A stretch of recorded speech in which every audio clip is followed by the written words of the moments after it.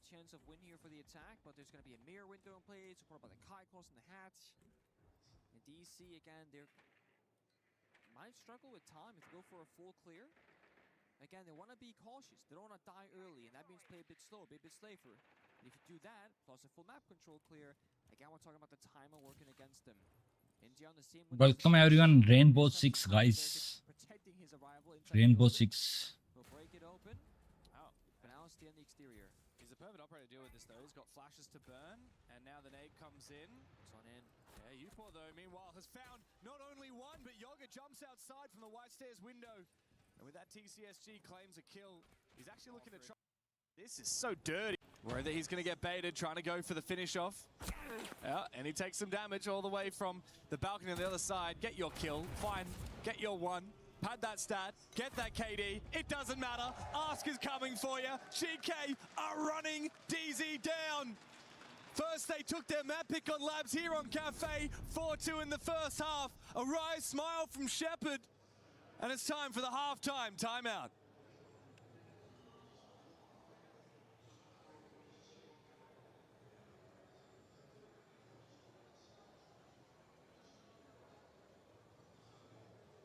Giving up, like, you guys are gonna identify it. You listen to what I'm saying now? Yeah. They're giving up, like, the tarp area, like, they're coming in and out of, like, cocktail back and forth, and also we've shown now twice that we're gonna go over and try to OPK that. Ignore the OPK for now. If you want to go slow on the piano side, you can just call the base against these guys. They're not using rounds nearly as much as I thought they were. And, like, we can just bring the thatch with the Cade, work the walls across, and just keep it slow against them on, like, that mid site. Reading, however, I will say off that last one, if you're not thinking go piano for whatever reason, the rush did look like it was there, like on the actual site side rush. And then kitchen, you just clear, we go copy side. If we see the clash, bring the nomad. Like, just bring the nomad no matter what, even if you don't identify the last operator. Just box them out like you do against Sonics. Heard that. And on this defensive side, make a pretty quick read. It is a different map than Nighthaven, kind of like AD was saying. So, like, there isn't like a real rafter on this map, for example. But if, like, they're just absolutely dominating that first zone, you got to be a little more decisive. And if we're going to, like, fall back to the second one, we're going to fight there. If we're going to fight for the first one, we can't really get caught in, like, that bridge, kind of like it was on Nighthaven with Jack on Rafter. It's like for the like the newer special, anti-runout, and otherwise I think Yes guys, Rainbow 6 guys. What is the anti-runout? Like, I'm gonna cover you guys. Yeah, and I think like otherwise, so what? Like we need to take piano, Shaco guys. Don't stand still. Like when we have for control, take it guys and set up for the execute. You know, don't padding the comms guys. If they're gonna go basement, they always have one roamer. So we can do the first for split, and the guy will always walk down brown. He's always gonna walk down brown or gonna walk down white. So if the guy wants to walk down brown, I'm gonna always take the code check route. Do you still wanna force the first split in case they're playing to Barao long bar to deny the sense? Yeah? If they're playing, like I'm just gonna, I can choose. Like I can either walk on the guy long bar and kill him for you. No, I think you always. The Shepherd. Interesting. Not hurting the crowd there. Rainbow 6 है यार ये. Rainbow 6. Saying they're very specific about piano, Shaiko, don't stand still on the soft floor. I love the way that he said, look, if you need, in this specific situation, if you need to kill this guy, I can walk by long bar and kill him for you. Like, it's one thing to think, oh, I can get a kill here, I can do this thing for myself. It's another thing, if I do this, I will enable you to do that. Yeah. I like that teamwork there between Grubby and Sarks. It's very specific, which I like. I think it's easier to say, guys, very simply, fight with piano, fight with Shago. Mindful, do not stand still on soft floor. It's very simple, but it goes a long way. And so much of this comes down to the first step of the round of Cafe. You often find yourself on the window repels, fighting for Cigar, fighting for piano, and if you get a foothold in the building and you get that first step accomplished, the round is looking super solid. On the flip side, like we saw how DC lost the majority of their attacking rounds, they never got that foothold. The second they tried to enter, they were dead. When there were repels, they were getting C4'd, and you could never stabilize the rounds.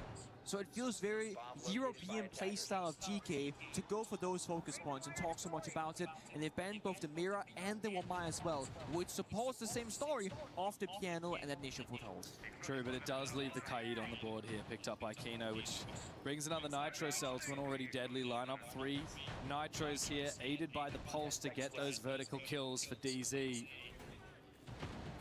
The Kaid as well is going to be hard to counter. Yog will want to breach open the hatch, in particular in the J9Os reinforcing in piano, but it's going to be very hard to do so, especially look at Kino breaching a lot of the floor around the hatch to make it so that it's not possible to put an exothermic charge next to the hatch.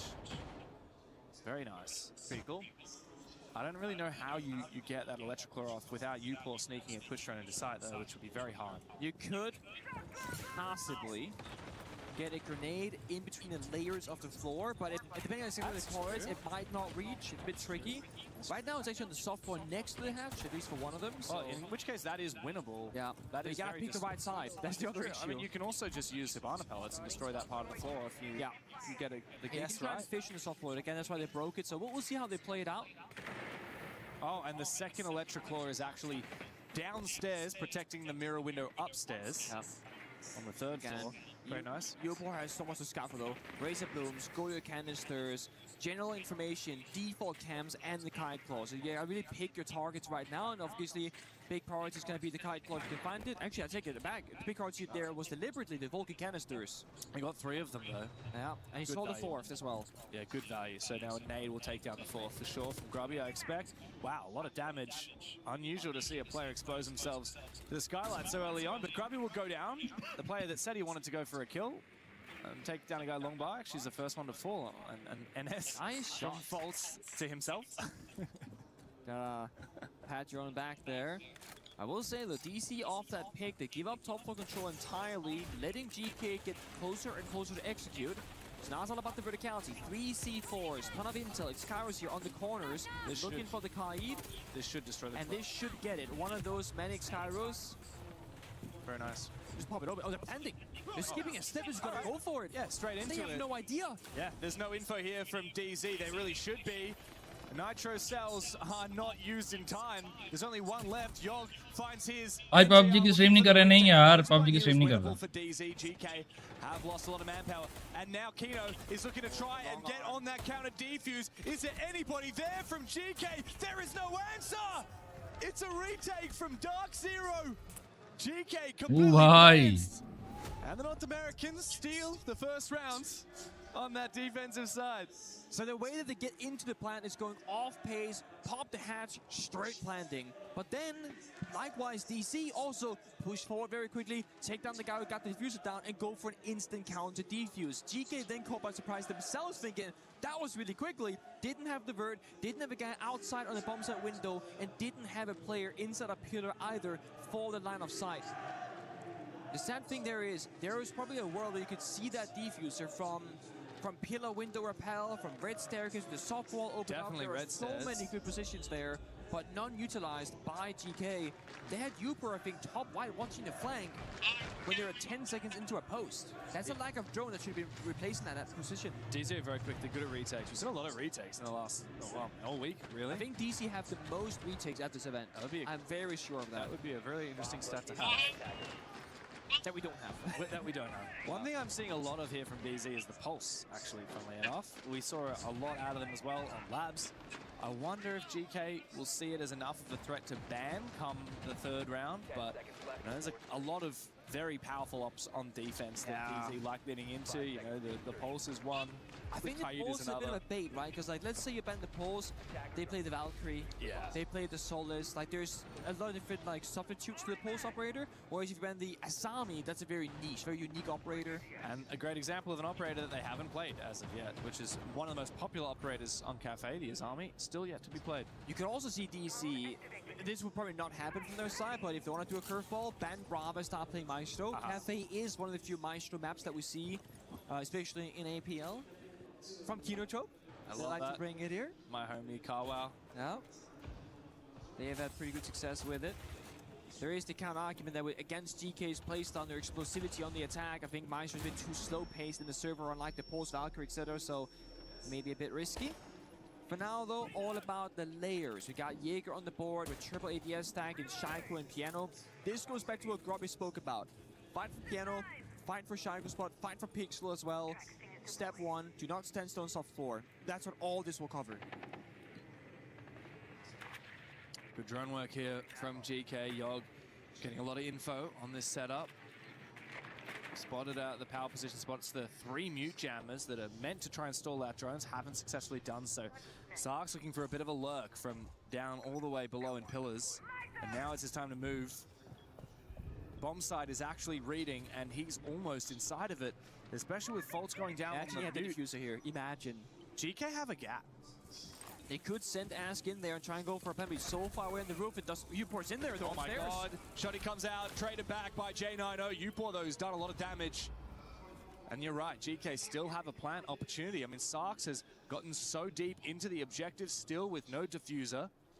As Ask is all the way up on the cigar balcony. Yeah. He could try and enter the bomb site. Oh, I think Sarks might have been spotted. Yeah. Indeed he has. Well done from that bulletproof camera in the bomb site. However, GK have enough kills here that they are still in favor.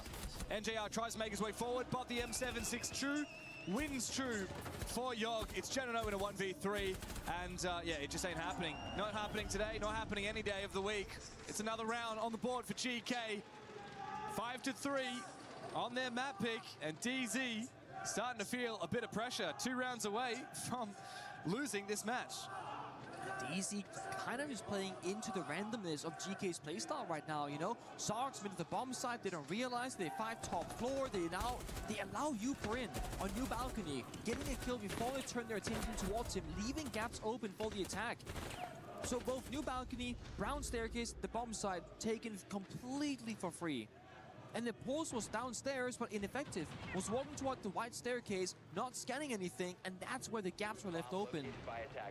So DC, it feels like a bit of a communication problem right now in the server. They also don't contest GK in piano like we spoke about, in Shaiko below the skylight, or inside a cigar. So they're giving up so much for free, falling back step by step, falling back step by step. And GK do not care. You give them ground, they happily take it. They do not care about your setups. They will win their gunfights. And when you have NGR playing the Reaper secondary on pulse, taking a long-distance gunfight, you know something is wrong. It is probably one of the worst guns in the game for that sort of battle, against a DMR from the attacker or any ACOG zoom scope. So I want to see DC get into better fighting positions with the right guns, with the right operators, with the right person behind them. NGR Kino now on the DMR/Slock Shoddy, looking to get a better percentage in their gunfights. Probably against 3, if not 4 DMRs themselves. Reloading. It's gonna be a good old bakery take, right? You roll off the double door bottom red. You can jump on in. There is a huge counter, which will be NGR on Aruni. The issue is, he's the bakery player. So he cannot go into wedding and punch this barricade, so instead, explosions will happen. Oh, nice nitro cells. Yeah, nitro cell used to try and take down that Ryora. 3 more doors. Yeah, the door can be redeployed here. Impacts from Newers could potentially rotate into position. NJR is still actually fairly safe here. EMP from Thatcher misses. Interesting. For right now. This Electroclaw is still up and active, which means that Grubby cannot deploy another one of his Selmas. I mean, if the Captain Fire gets into the mix right now, that could force NGR off this position, and therefore they can try and bait the kill, but finally Yogg into the action, fire in hand, they're waiting for the push. False just waiting, biding his time. He's got a crossfire as well with NJR as they do fall back. They sacrifice control of Bakery.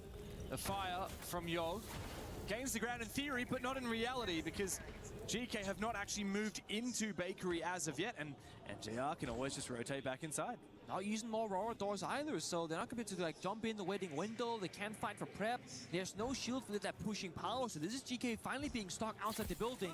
The best spot possible so far for DC. Here comes Flashbang needs to go out. It's time to get active here into Bakery for Grubby. They go deep. Pistol comes out for Rask. Finds his kill. Backstab from Sarks. Oh, J90, Newers and Kino, be careful. You're losing all control. You're losing sight of this game as GK start to run away with it. Sarks, another one. A flank from J90 to take down Upor is not enough as of yet. GK still have that Bakery control. Ask with a DMR, Sarks waiting for the close range engagement with that shotgun.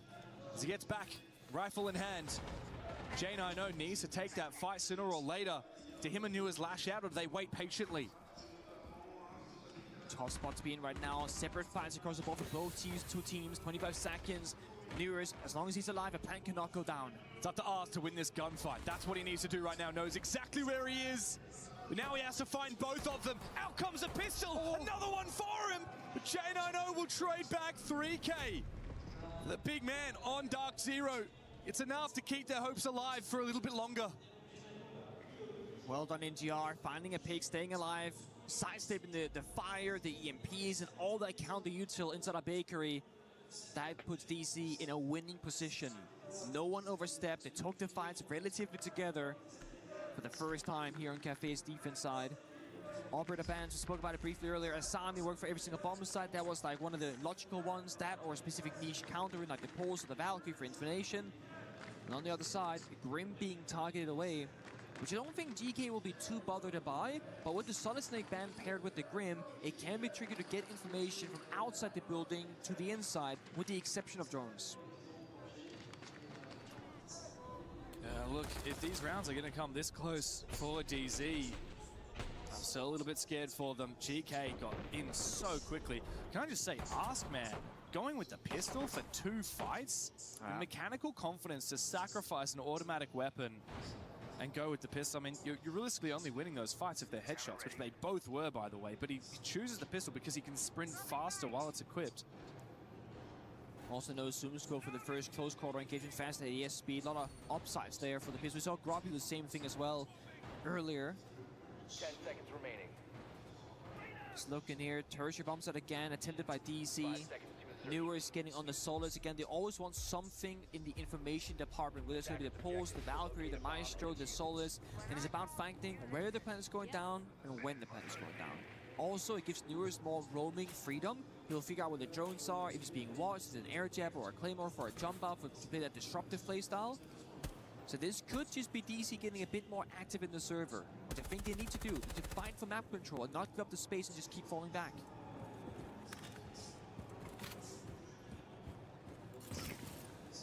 A lot of work to be done on Cafe, especially with these Mute Jammers and the Solus. It's very hard to clear this entire map. From the top down, they will begin, as is often done on Cafe. No Mute Jammers here in Cigar as of yet, though, which is typically where we see DZ put them. So GK get a lot of free info. They spot out the Tuberow and a second player, the Smoke, all the way on that top floor on Cocktail. Grubby makes his way inside. How much will GK look to try and actually clear this top floor in a hard sense, and how much will they look to just pressure it? They really do love going for these split-through style pushes, these 3-2-1s. Probably a half take, right? You take Cigar upstairs, lock down the flanks with the Nomad, and kind of work your way down the staircase, pressure the bomb site, and just kind of look for a gap. With the Selma going off, though, either want to fight for top floor control or just apply that fake pressure, say, hey guys, look at me. Meanwhile, Grubby sneaking up below Cocktail. Nice Tuberow. Looking to cut the top floor in half. Volt's waiting. C4 downstairs, pre-placed with a cat call to pop it. DC know that they're ratting around, but they're unsure of where the push is coming from and when it's coming. Oh, this is a critical gunfight here. Grubby misses his chance, goes for the repeat, but DC will fall back regardless. Downstairs, and Grubby eventually goes down. I'm not sure whether he can be revived here. Backstore. As all Nitro cells finished off now for DZ, as they look to try and play Plantanile. And they drop all the way down into the ground floor for Kino and Newers. It's a tricky round to break here for GK, and they spent 2 minutes doing so, but I will say this was a successful roam clear. Only getting injured from Grubby, now revived back to 20 HP. They have 4 calls in pocket and plenty of util as well. But getting into a plant spot again will be challenging. Newers downstairs can solo lock that down. Well, they have burned away all 3 C4s. Only 1 Tux Babe here left from Gina No Smoke. But I think GK, they have to get a kill to get comfortable enough to go for a plant attempt. Yeah, you're right. Late round plant will be likely denied by Newers in the basement. He's all the way in prep at the moment. There. So yeah, he can deny a plant inside mining. 2 players in dining at the moment. DZ really falling back, wanting to play plant denial as the main priority. They've got info on where it's going down. Is he going to deny this plant? Newers, you're going to let it go down. Instead, it's going to be a retake. They're favoring the information, but DZ march towards the bomb site slowly. Newers bides his time instead of exposing himself early, but eventually he will go down. It's a 2 versus 4 post now. The Sarks and Uport all the way on the top floor. We've seen DZ get these ninja defusers before, and bad timing from Uport puts all on the Italian. 1v3 now. As he gets swung by the first player, Kino will go down to 3k in the round for Sarks. He just needs to buy his team a little bit more time. The J90 will say not today. It's a retake for DZ and a chance now to tie the scoreboard for the North American squad. Such a hard round once again. The GK get into a plant position, but Uport unsure about the top floor. They were fully cleared it. DZ retook piano control, didn't have the verticality, and then he gets caught bad timing, swinging between the cocktail breach that they made themselves and the top right rotation. Sox, I mean, was making magic happen finding those 3 picks, but such a challenging round. Plant goes down, Yogg dies immediately after. Such a tough spot to be in. But what did I say? DC, they're amazing in post plans. DK, in response, will call their own tactical timeout.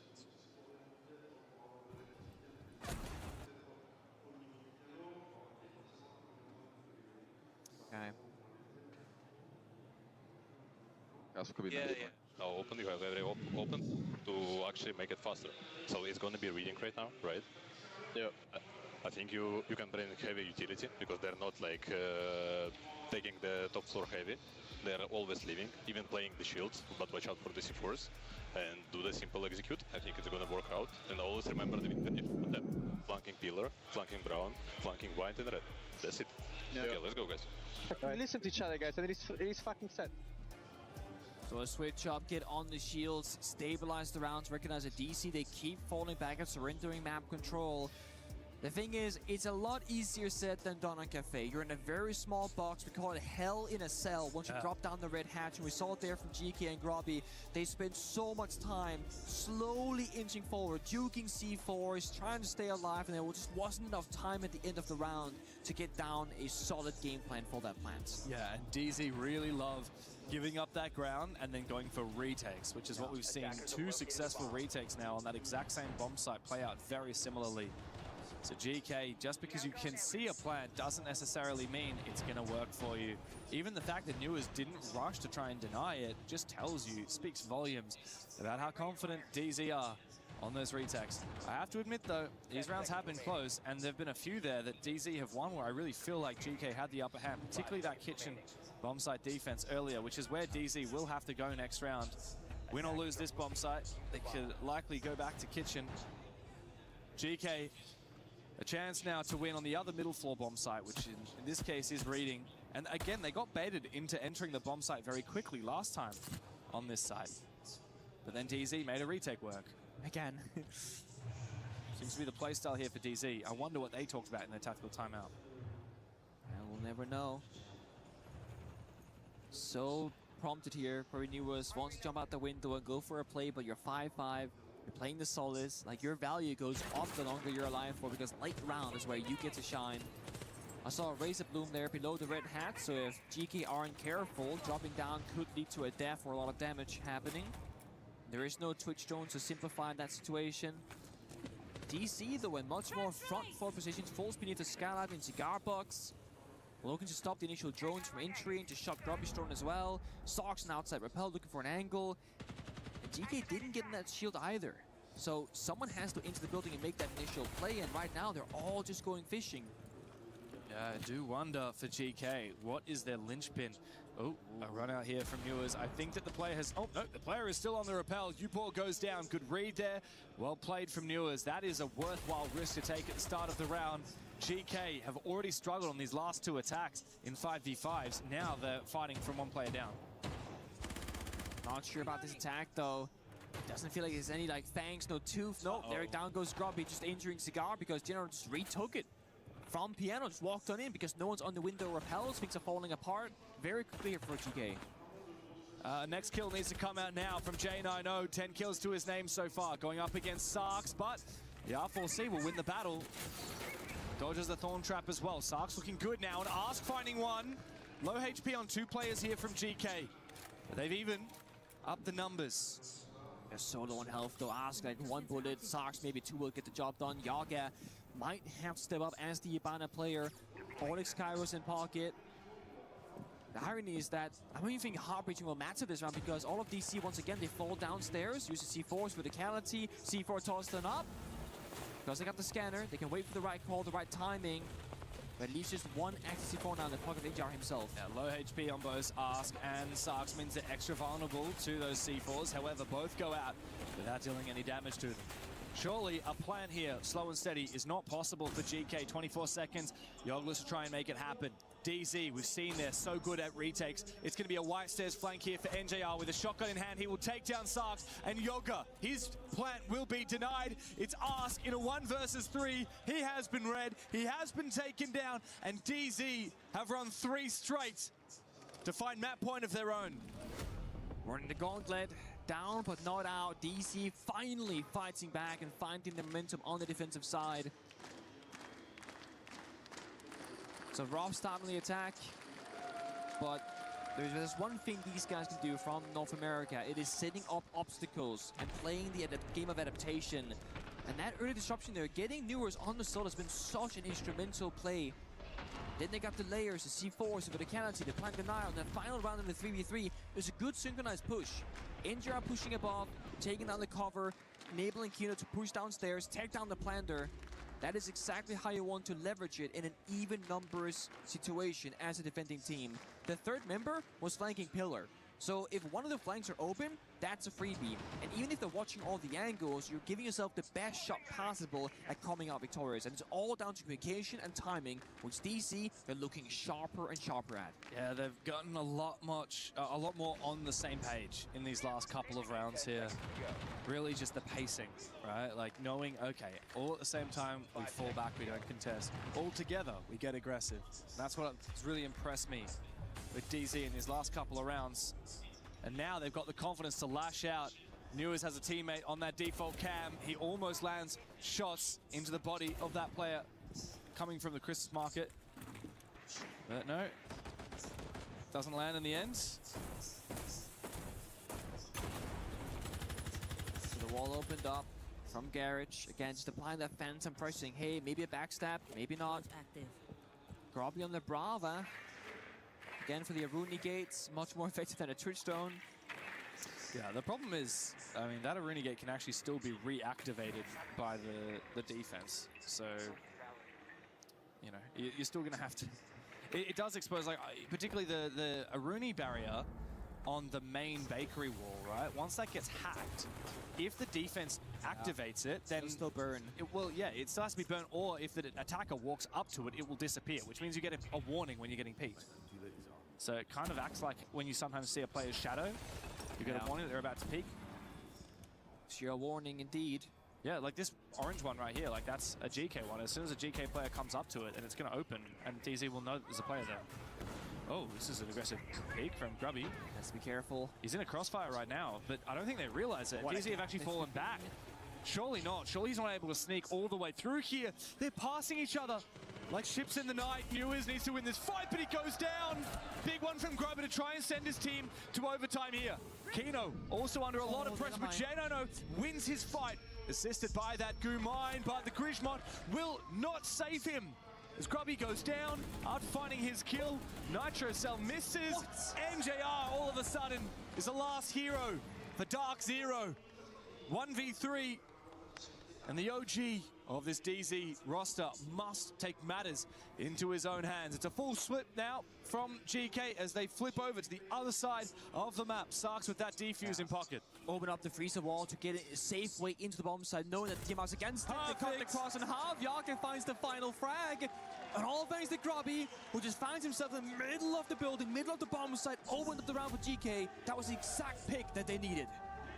Overtime on the docket for DZ and GK here.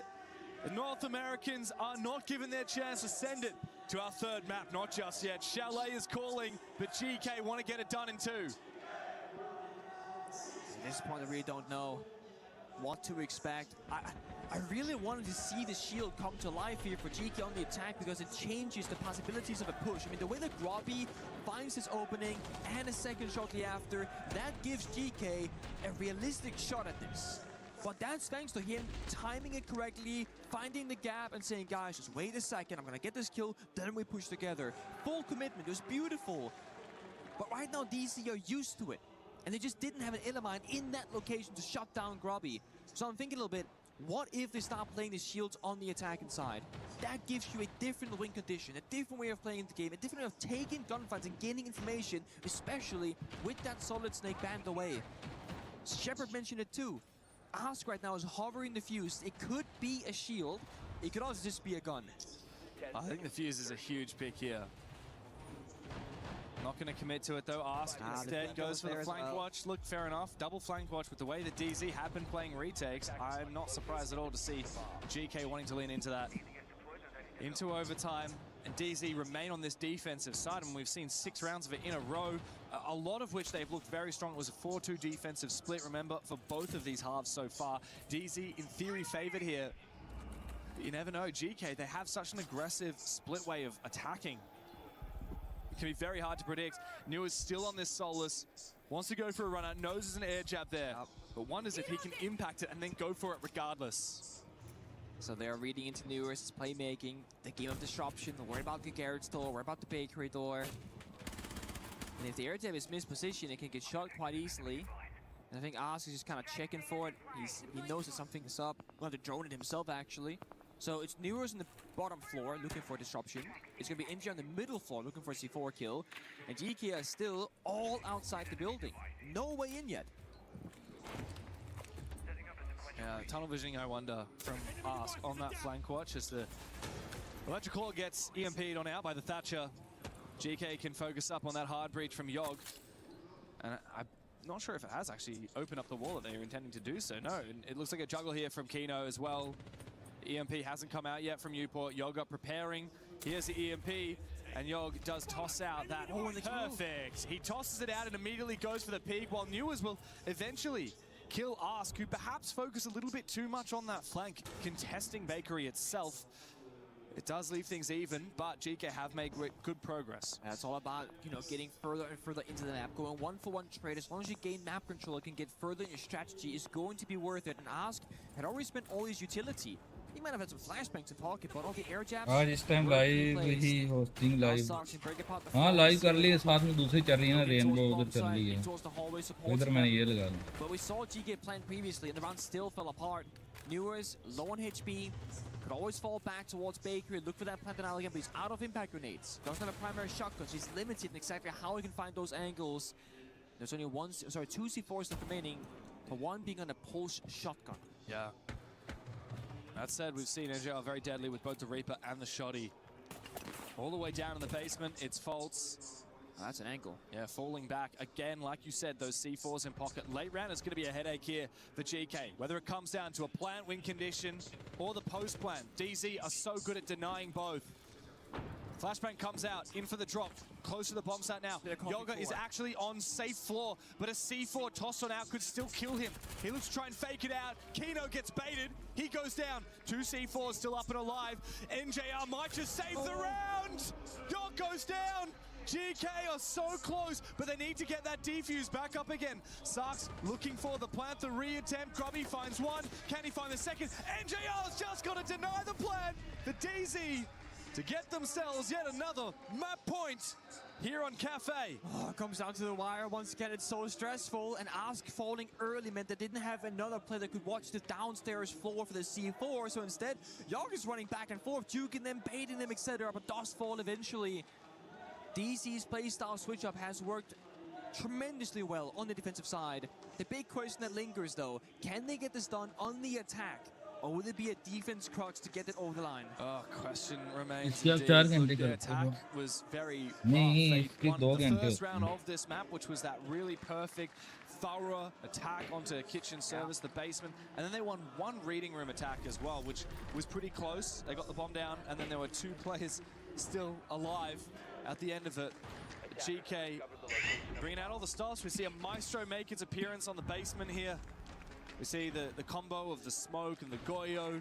It's going to delay a lot of time, as will the Tuberal. The Warden.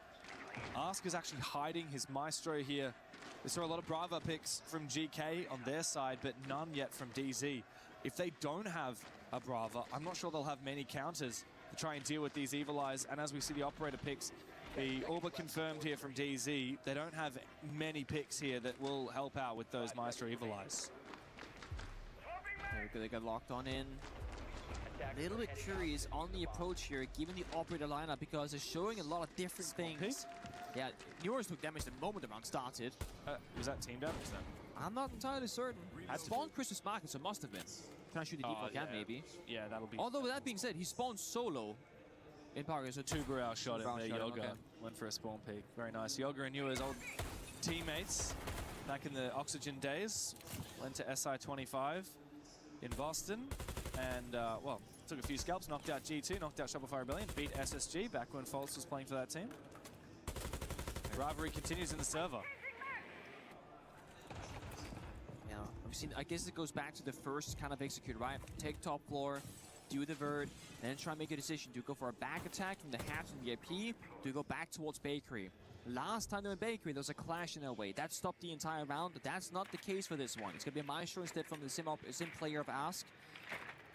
So, I would say DC have all the options, because both attacks can completely work. It comes down to execution. Can they be perfect one more round? Can they get this done on the attack? They have so much time to work with. They got full map control in the roam game, doing the vert, getting the hard destruction done. They even have air gems or flank wars late round. Setting breach charge. Hatch open. And a soft breach on the floor. Perfect, so much redundancy. Breaching charges from NJR. Interesting to see that Kino's actually brought breaching charges as well for extra redundancy. It does mean there are fewer smoke grenades on the DZ lineup. Perhaps they're not looking to try and use smokes at all with the Warden in play. And also with the Blitz, right? You got a safe shield to just get into the action and block the lines of sight. Also, I think they were fearing that the Ram Boogie drones are going to impact trick because there's 4 impacts in play, and then you get almost no vertical down. So this gives you that a lot of vert. Ton of it right now. And now they're ready for the attack. The question is, which side will they go for? And there's 2 ways to play it. Kino can drop the hands, go for a plan, or he can walk down the staircase and fight the 2 bra of Yogg inside of VIP, and with that kill, they can push forward, but Yuba finds the first pick. The 2 bra, though, will slow down this push here with those Zoto canisters. He also has an Nitro Cell he could use, and here it comes. Tosses on out, gets frozen by the 2 bra freeze. Can he get enough damage here on the Blitz? Can he peel back enough to try and stay alive? NJR certainly cannot survive as Kino finally gets damage and taken down by Yogg. The masterclass of the 2 bra in VIP, and somehow manages to survive as well. After Newell shot him in the feet, NJR not likely to be picked up. The diffuser is still on the ground. Yogg has held his position to perfection. It's going to be a flawless round here from GK as J90 getting tatted by that Maestro Evil Eye. There's nothing for him to do. He can't march forward. He can't march back. All he can do is hope for an exit frag. But Grubby says, I don't want to give you the chance. I'm going to hunt you down. J90 saves the KD. GK, though, they save the round. So we got to go all the way to 15th for the final round here in Cafe. It is going to be a defender's paradise. But the issue is, this is the end of the road, the final moment, and GK will be on the attack. If they want to be victorious and take this 2-0, they have to win, or it seems like almost an impossible side. And no matter which bomb site DZ decide to go to on the defense here, GK have not successfully won it. They've been so close, man. They even planned it twice. They've been like right there at the finish line and then countered by DC. It's because of that playstyle switch up from DZ that you mentioned, playing really slow, playing to fall back, playing to retake, playing that clock. It has been the 6th player in the server for Dark Zero. They're doing it. This is such a classic. We go 7-7 and Clash gets brought out as the wild card. It's the curveball to change things up here. And they get the Echo as well. This gives DC retake options on the staircases, re-aggression into VIP, into Bakery, to try and deny a plant late round, etc. It gives them many different ways of playing it, which will be a surprising factor because this shouldn't be about falling back step by step. It should be about DC choosing where and when the fight will happen as the defending team. And they're getting rid of the Zof, which means that they're not going to have the concussions to try and counter the Clash. They're also getting rid of the Capital, so GK do not have much util here to counter the Clash. You could argue that Thatcher can help, but it doesn't do a massive job. The big target here for Sarks, he won't know it yet, are those Yokai drones. He's probably going to be focusing up his Brava drones on getting those Aruni gates, but if he could hack a Yokai drone, that would mean everything. The Yokai drone could actually then be used to counter the Clash. The other side is, I think, a lot of pressure here on Yogg, right? Because this setup with the Aura, with the Brava, with the EMPs, they want Baker control, like we've seen so many times attempted from them. Yogg, who has frag grenades. Okay, so he has the frag grenades because he gets smokes, I guess, from the Aura and the Brava. Okay, then they get a bit of everything, but you gotta enable him with the smokes and get in Bakery and probably try and take a fight, because that can just walk on in. They won't see where he's attacking them from. But it's so much pressure on a single operator. He's gonna jump in right now. Oh, Yogg finds the opening kill. Thank you to the smokes. GK have their chance, the best chance we've seen from them. 5v4 against Dark Zero, who have looked to try and delay these rounds as much as possible. Well, guess what? Your smoke is gone. There's still smokes in pocket now for the attack. 3 more, in fact. But York is so low on health. Any pre-fires through a smoke and able to likely kill or injure him. Oh, no. And that is a big win con for GK. They have good intel, though. Sox have so many drones positioned inside the building of VIP for that backstab potential late round. So distraction in bakery, smoke grenade, try and breach the wall, get that pressure.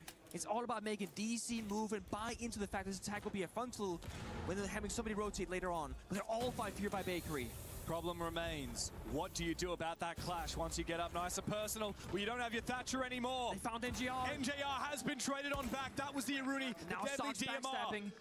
The backstab from Sarks must have a big impact as he tries to make his way through reception, but I think Fultz has rotated over to watch it, which means that it's on Yogg to try and make his way forward on the bomb site. GK still have the numbers advantage, but they can't figure out how to go in and plant because DZ keep on retaking.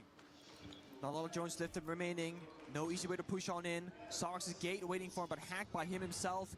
They need to sell this attack on the front side to enable the space of Sarks to get this backstab kill, but it doesn't work out. Fultz finds Yogg. Big play from the clash. Fultz knows how to have an impact on this operator, and now he's been baited back again. As the Riora gate opens up, maybe they can get a line of sight, but no, it just allows the clash a little bit more vision and a little bit of a flank. They might be able to close that door behind the clash and trap him. Then there won't be any escape for Fultz.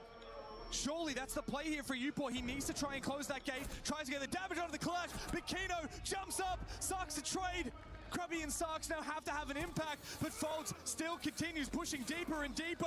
J90 needs to help him out as the damage comes through onto the shield, but J90 will prevent Sarks on the bomb site from hunting him down. Krubby has no choice.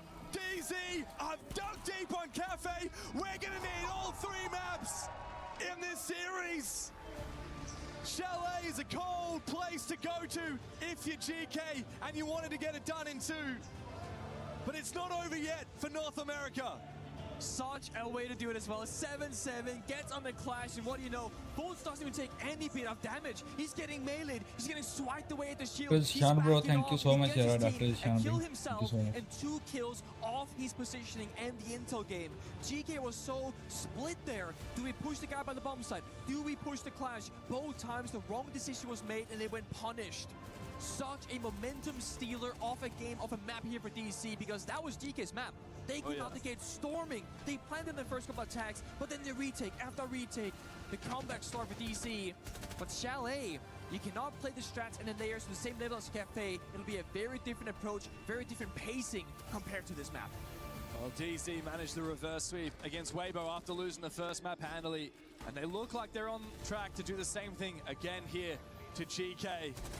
Next up is Chalet, and Pengu, look, it's anyone's game. The major champions are showing their quality here after GK had a ripper of a start on Cafe.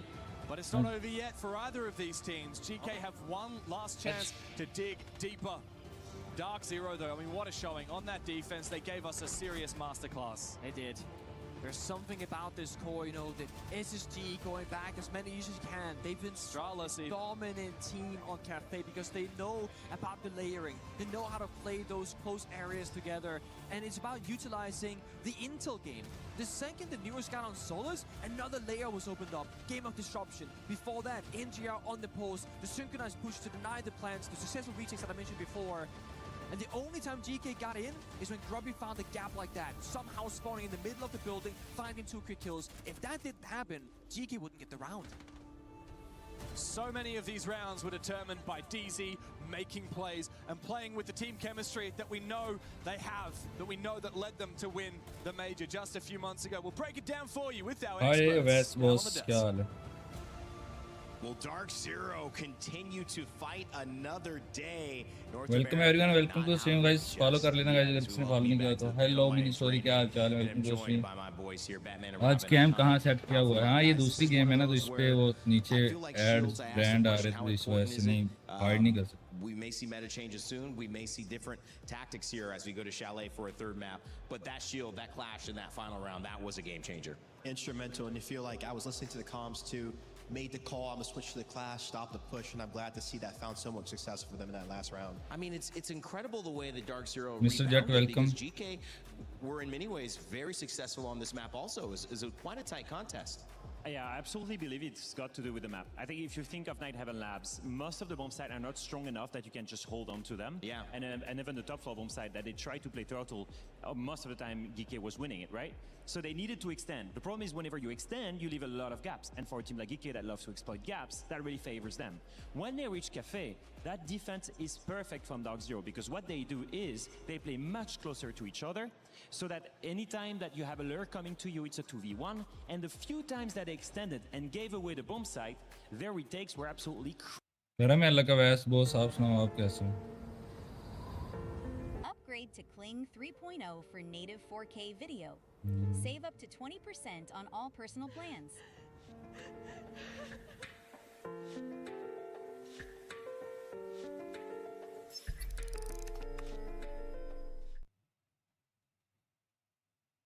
I mean, they've been very successful.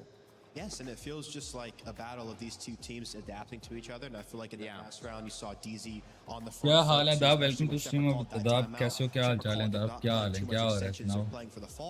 मैं ठीक हूँ, आप सुनाओ क्या हो रहा है? In their timeout, they're talking about playing more aggressive. So you see that they're trying to counteract what they've saw, but DZ's changing that up, and that through. क्या बात है? So just constantly trying. आज install की और city का लड़का मिल गया आसपास का. जी हो जी, क्या बात. सुनाओ क्या हाल चाल है? की चल रहा है? A couple of examples was on that defense side when we start looking at some of their retakes. I think that's really when we see the late run composure. This is a 2v4 on the side of Geeky, but Diffuser is planted. Pay attention to how many players on the side of Dark Zero are going to challenge this. Hello Saru. Assalamu alaikum. क्या हाल है Saru? क्या हो रहा है? 3 players are coming towards Red Stairs onto Stocks. As soon as he gets 1 kill, they're going to make sure one guy is below him, one guy is above him. So he's going to be one guy comes from above, another one swings from below, and they go straight for the Diffuser. इधर ही बैठी हुई है वो. And that happens again in a 3v3. Geeky are going to go for the plant here on reading. वो सो के उठी है I think. And they do exactly what they need to do. You have one player upstairs holding the cover from above for the laundry swing, and at the same time one player that's towards pillars holding the swing here exactly like you're going to see. But what they don't pay attention to is one player took upstairs, one player retook the plant, and boom, what was Mahi welcome. is now a 3v1. और सुनाए कैसी जा रही broad आपकी? Just making sure they can identify their win cons and going for the gap. I want to talk about Yaga here and his performance. He's been really strong today. He was strong in that map as well, but couldn't find it done. Do you feel like GK's had a couple of nights? Walaikum assalam, Sarkar. Do you think they've had some nice individual performances? Of course, but I still feel like they're doing well as a team. You see a lot of their plays, especially on that map. Beside that one bottom floor round in OT where they made the back push work when it didn't look like it was going to work. That's a lot of good team play. It was just great team play from Dark Zero to counter them out. It's really hard to separate them because you look on one side, one team's doing well here, another team might be doing well there. But you go down to 7-7, Walaikum assalam. On Cafe, and now we switch gears towards Chalet. Where does this conversation lead us? Because Alpha I know this is a map that both teams like. They absolutely like it, but for very different reason. And in my opinion, Chalet plays completely different from Cafe. When I mentioned that Cafe, the map is strong enough in defense that you can just most of the time turtle in that basement. You do the first floor extension, same thing on the top floor. And even when you do an extension on a reading or mining bomb site, most of the time you cannot stay towards that cocktail side. So most of the time you're quite in a close-knit group. I think in Chalet it's completely different. Chalet is so strong for the attackers because you have so many viewpoints directly from outside. So you have to fight for every inch, and you need to fight for even, I guess, really long extension. But you've known it now. Yeah. I love you too. A lot of space. That's right. Means a lot of free space for GK to abuse.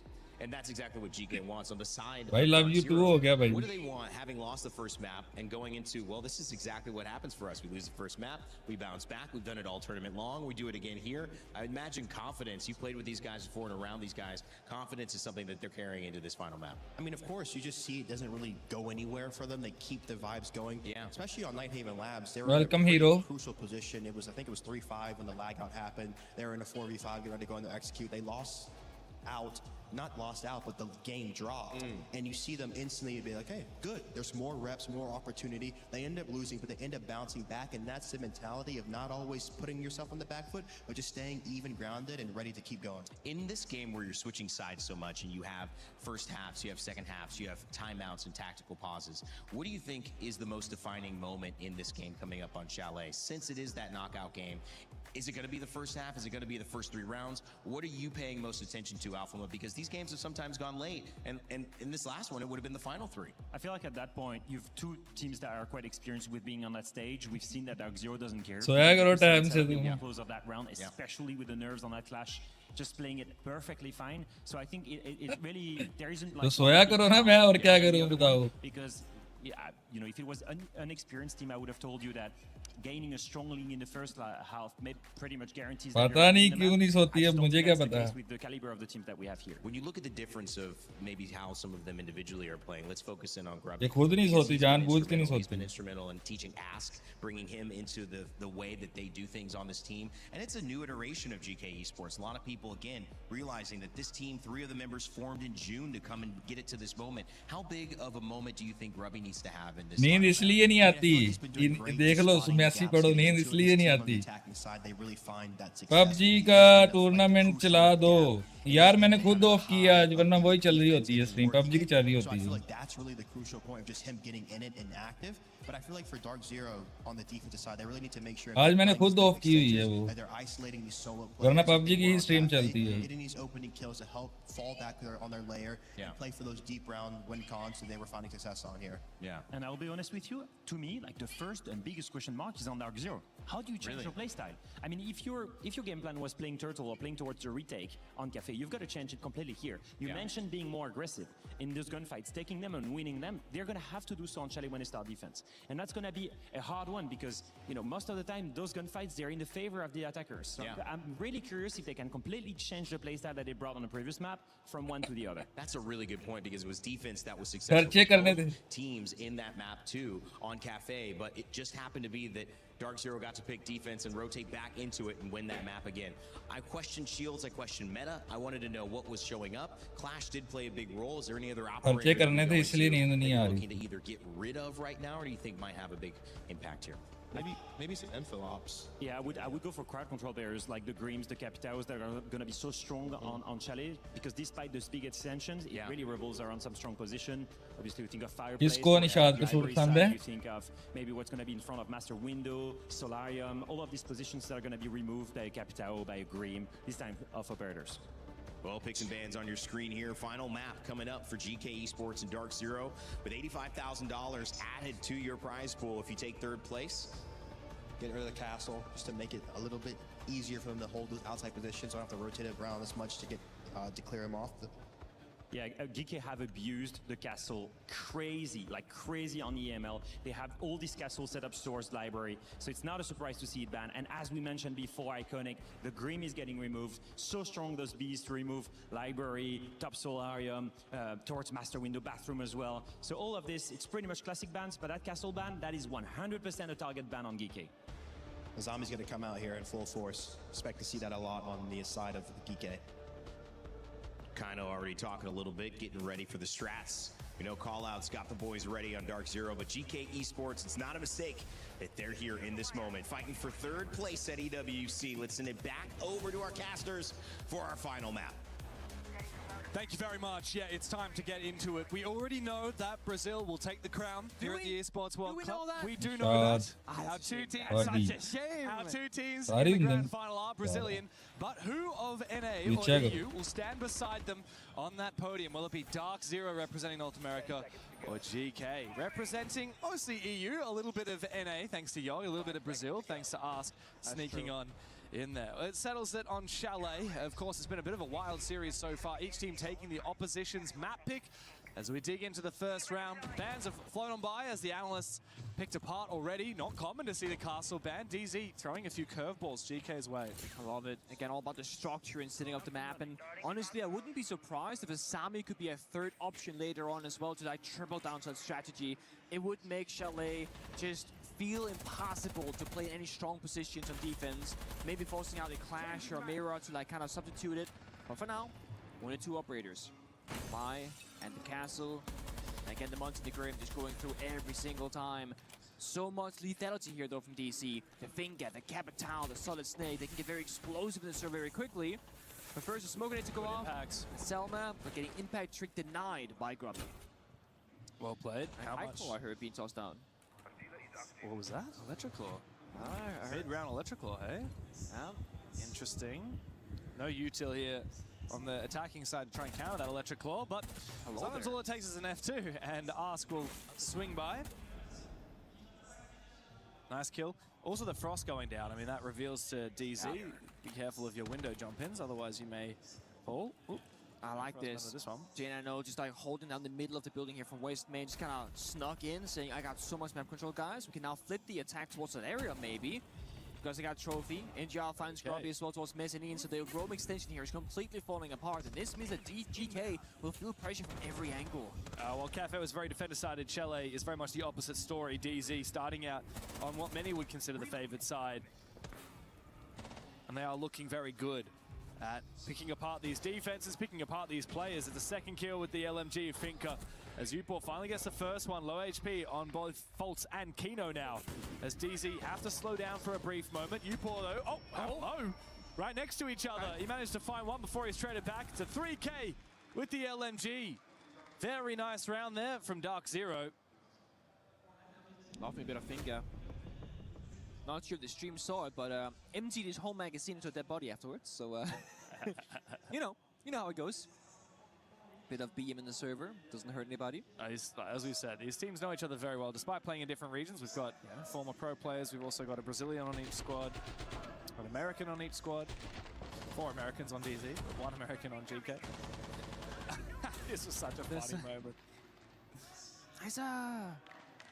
To be fair, wouldn't you count Kino as an American by now? I think you should ask him.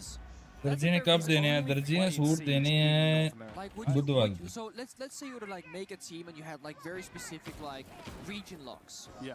Would you not say that Adama would count as a European player in EML? Yes. Because he's been there for. I think that does not make him not a Brazilian. No, he is not a Brazilian, but for the sake of like, I guess that's a different conversation. Well, when we've had conversations about having like region locks, because obviously we have some, like we have no import rules, right?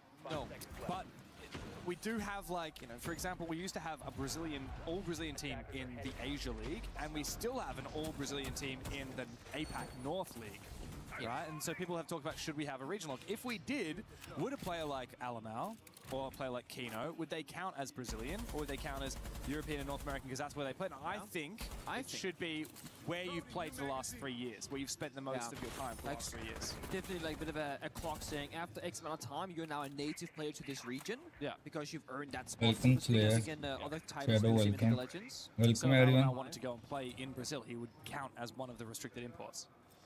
Also, if you go back, you would. Yeah. Oh. Yeah, because you just move. Oh. Like Virtue would no longer be an APAC player after he spent that long on G2. Interesting. Doesn't mean he's not Australian. Apparently it does. No, it doesn't. Oh, okay. Well, Virtue went on to retire instead, unfortunately. Didn't quite make it. Doesn't have to denounce his Australian citizenship just to go play for G2. You didn't feel betrayed at all when he did it? No, I think he got upgraded. Grubby injured, meanwhile Mezzanine. Saw a lot of tweets about him against FaZe, I think it was, saying that he's one of the greatest Mezzanine players right now in the world, and 2 rounds in a row, struggling that spot, getting countered by DC. And I love how much split pressure DC are doing right now, right? They get an injure onto Mezzanine, but they don't attack it. They're joining the middle of the building, West Main, Trophy, joining Library, Neuros inside a bar, Gaming Room just holding down the middle of the building as well. They're just doing a bit of nothing, but it feels like, for GK's perspective, they're doing a bit of everything. They are everywhere in the server. Nothing feels free. But look at this, right nice by camera. the bomb site. Droning it, checking with the scanner as well, and because they got Neuros in bar, he can go for a backstab once they pressure bomb site. Yeah, NJR is using the SAM cams as well from the zero to try and get information. Put one on the bomb site. Neuros is deep inside. What about timing? It is retake for GK. It's going to be the name of the game here once this plan starts to go down from DZ. 5v5. But GK are in some pretty unusual positions. If DZ overplay their hand, they could walk into it. Though. Like they know that Neuros is in bar, 100%. And they got verticality on the bombs that denying the plan, so not worried about that either. But now Kino and Ninja will make their way into Deep Kitchen. When will the plank go down? Well, they need to try and put some pressure on the top floor. Genino will do that. He'll take down 2 players on that top floor with the F2. He needs to try and escape. However, the jump out from Sarks will take him down. Plan has been confirmed, but GK actually still hold the numbers advantage. A retake is very challenging though, with how exposed this map can be. Glasses Nitro so expected to create बड़ी third इधर means that बड़ी he can't use it for the player on the window. Good cut from Fultz. Mobile में क्या घूम गया आपका game खेल Is this रहा हूँ defuse possible to be counter defused without exposing yourself to outside? I'm not entirely sure. Fultz and NJR both in the building now. NJR just around the corner as Yogg and Ask need to find this kill, but they also need to get on that defuse. There is no time left. Fultz finds the first one, looking for the second. Oh, the trigger discipline! NJR will claim both of their lives and the round with it for DZ. So beautiful again, just playing. Talked to him in the corner, didn't even move at all, didn't make any sound in the server, letting Fultz do all the heavy lifting. Solar repel, rotates down, goes into trophy window, says, guys, I'm over here, look at me. Megan NGR, the playmaker. He is now the win condition that you play around. GK, honestly, great attempt there, but it didn't find the plant denial thanks to the outside window pressure, finding 2 injuries, almost a 3rd kill. Azami there to cut off the windows would have made a huge difference. Would have been big, would have been nice to have. But both teams, they were so stuck, just waiting for the other team to make the first move for a good, 90 seconds in that round. They knew New was in bar, they knew about the people in trophy, but they also knew they had the plant denial. And it came down to just one small mistake or one big play from DC side to force the difference. DZ are a lot better on the retakes on the defense than GK are, and I think a lot of that comes down to understanding that most of the time, the first priority when you're going for a retake is to find kills. Yeah. It's not to try and get control of the bomb site back again, right? The first target should be those people outside the building who are trying to deny you from counter defusing, like the players on repels, the players waiting, and then you really need to hunt a little bit before you go for that counter defuse. Unfortunately, GK were a bit too slow in doing so. They also lost both of their players upstairs to that window, as you said. That was the really titular moment for GK in the round. Now 2 rounds through, and they haven't even found a defense. I just saw Josh Mills walking by. Oh, I mean, he must be getting ready for what's to come in not too long. That means that the new season's being revealed very soon. You know, I actually forgot that was happening when I arrived here. How could you forget? Aren't you ready for the Shield Buster? No. Aren't you ready for your 2 of your 3 most played operators of all time? What's your KD in ranked? 1.94? Not happening anymore. It's gonna drop, man. No, I haven't played Mud Siege this season for the first time ever, so I felt like we're still in the beginning of the season, but we're at the end. Right, here we are at EWC for our finals. Final day today, yeah. Means it's time. I know the grand final's coming up soon because I just saw Handy's girlfriend and Cyber's family walk on past. Okay. Getting ready to cheer on FaZe through that grand final against Furia. So the drums arriving not too long either, I'm sure. Welcome everyone. Also, second round here for Finka on NGR. It's a bit of an unusual pick, but he's 5-0. He's feeling good. Got frag grenades, got the healing capability. You can actually tank the renegade, just kind of finger douche yourself as well if you want to. Faster ADS speed as well is underrated. You get everything, man. It's all global catch, picking all 5 attackers. Fire, smoke goes out, Kino shotgun down steps. The fire is actually in his path right now. Yeah, Kino wants to try and push his way up from below, but he can't. And wow, the smoke. Gonna kill him. They're gonna go straight to the fire. Falls, kills himself with the fire. Very minor mistake, but a costly one. DZ though, still erupted onto that top floor successfully. Kino should be able to get that diffuser back, and with that kill onto Ask, that should be it. Cut off completely. Kino finds a second. It sucks. In a 1v4 as he finds the first, Kino finds all 3 with the Reaper. And it's a grim sight now for GK. 3 rounds in a row, they have failed. The final ban of the half will come through. And we need to see a reprisal here for GK. Sooner or later. Could be a trap operator ban for DC because they're playing the fast entries. Could be the assignment to weaken the map further. Another the attack, maybe a solid snake. Let's see it. So, Kaid. Oh, interesting. Well, GK decide to ban the solid snake, and immediately after that, we'll take their tactical timeout. You already know like their play style. I think these 3 rounds we just like understood how they're going to play. So this is like kind of teaching. I think Harvey, you just need to bring more something for the solar wall. We did not ban ace, and that means they're gonna still like abusing that. So it means someone has to start all, or I don't know, like bring some. Play with the Azami, please. Someone play with the Azami. Yeah, I think Gruby, you just play the L. Yes, I'm gonna play the L. And maybe bring more solid in case like you actually spot what they're gonna do, you know? Alright. And play against like together. Like Yoga, don't swing the highway before Harvey tell you like stuff like this, you know? Like play against like together. Don't swing alone. Should I change the mute for Solis? No, I play Solis. I can't help but feel like for Sarks and Upo on their main stage debut, this team, we're starting to see a little bit of nerves creep on in. Things are getting desperate. Sarks saying, please, somebody play Azami, please. All right, like that's the sound of a team that is panicking. They won the first map very handily. They were pushed deep on Cafe. Now on map 3, they are completely lost on defense, and you can see the GK jerseys in the arena are feeling the same way. Well, it's exactly what we were talking about, Pengu. Like, if you're not playing with the castle, you're not playing with the Wamai. Like, you need the Azami, you need the mirror, you need to create power positions, you need to give yourself some safety. And, like, GK know it, but they're just not doing it. And I will say this. This is the great thing about being castle, right? Hindsight. We have that. We have top-down perspective. On Cafe, not trying a single attack around to play the shield for GK. Here in Chalet, like, refusing to play the mirror, the clash, not playing the Asami every single round as she probably should. I'm not sure if that's because they're uncomfortable having a player take that responsibility or take that role, or disrespect, not thinking that they need it up against Dark Zero. But Shepard said the same thing that we've been saying. They're just fishing. They're putting out their feelers, they're taking what's free, and GK stop panicking, the round falls apart. DC gets into their setup location, 3-2-1 fight together, and the round is over. GK have to either disrupt them early on by finding a kill and aggress themselves by choice, or they're gonna have tools to hide behind and protect themselves with, like I keep saying, the Mirror, the Asami, the Clash. For this round, they got both the Solos that can disrupt and the Asami that can protect them. Oh, good Nitro on Aquino though. Hard breach done.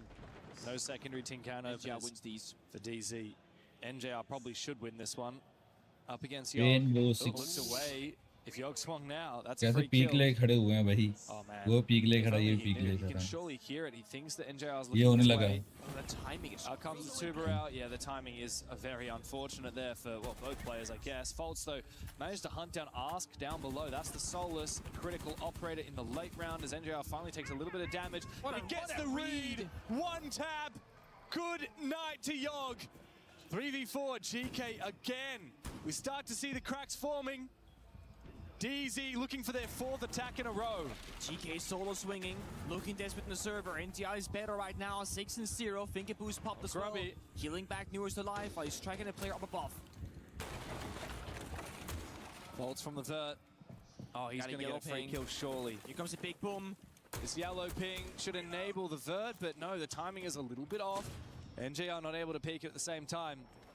But they have gone fishing, and they found a few trout. Grubby, though, does shut Newers out of it. Almost find a chance for the second one. That should have been his free kill. On defaults. The bar's not doing him any favors.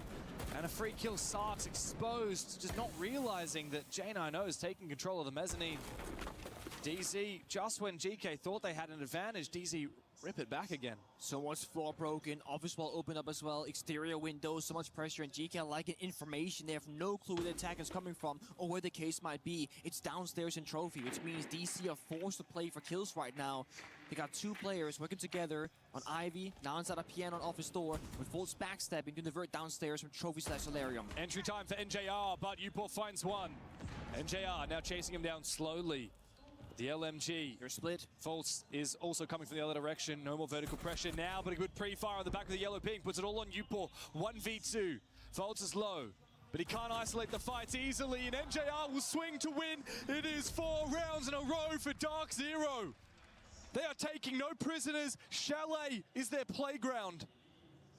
No parachute, no tag time out left here from GK. The players themselves in this server have to figure out their issues and their struggles. And right now, why are we swinging this if we're Yog?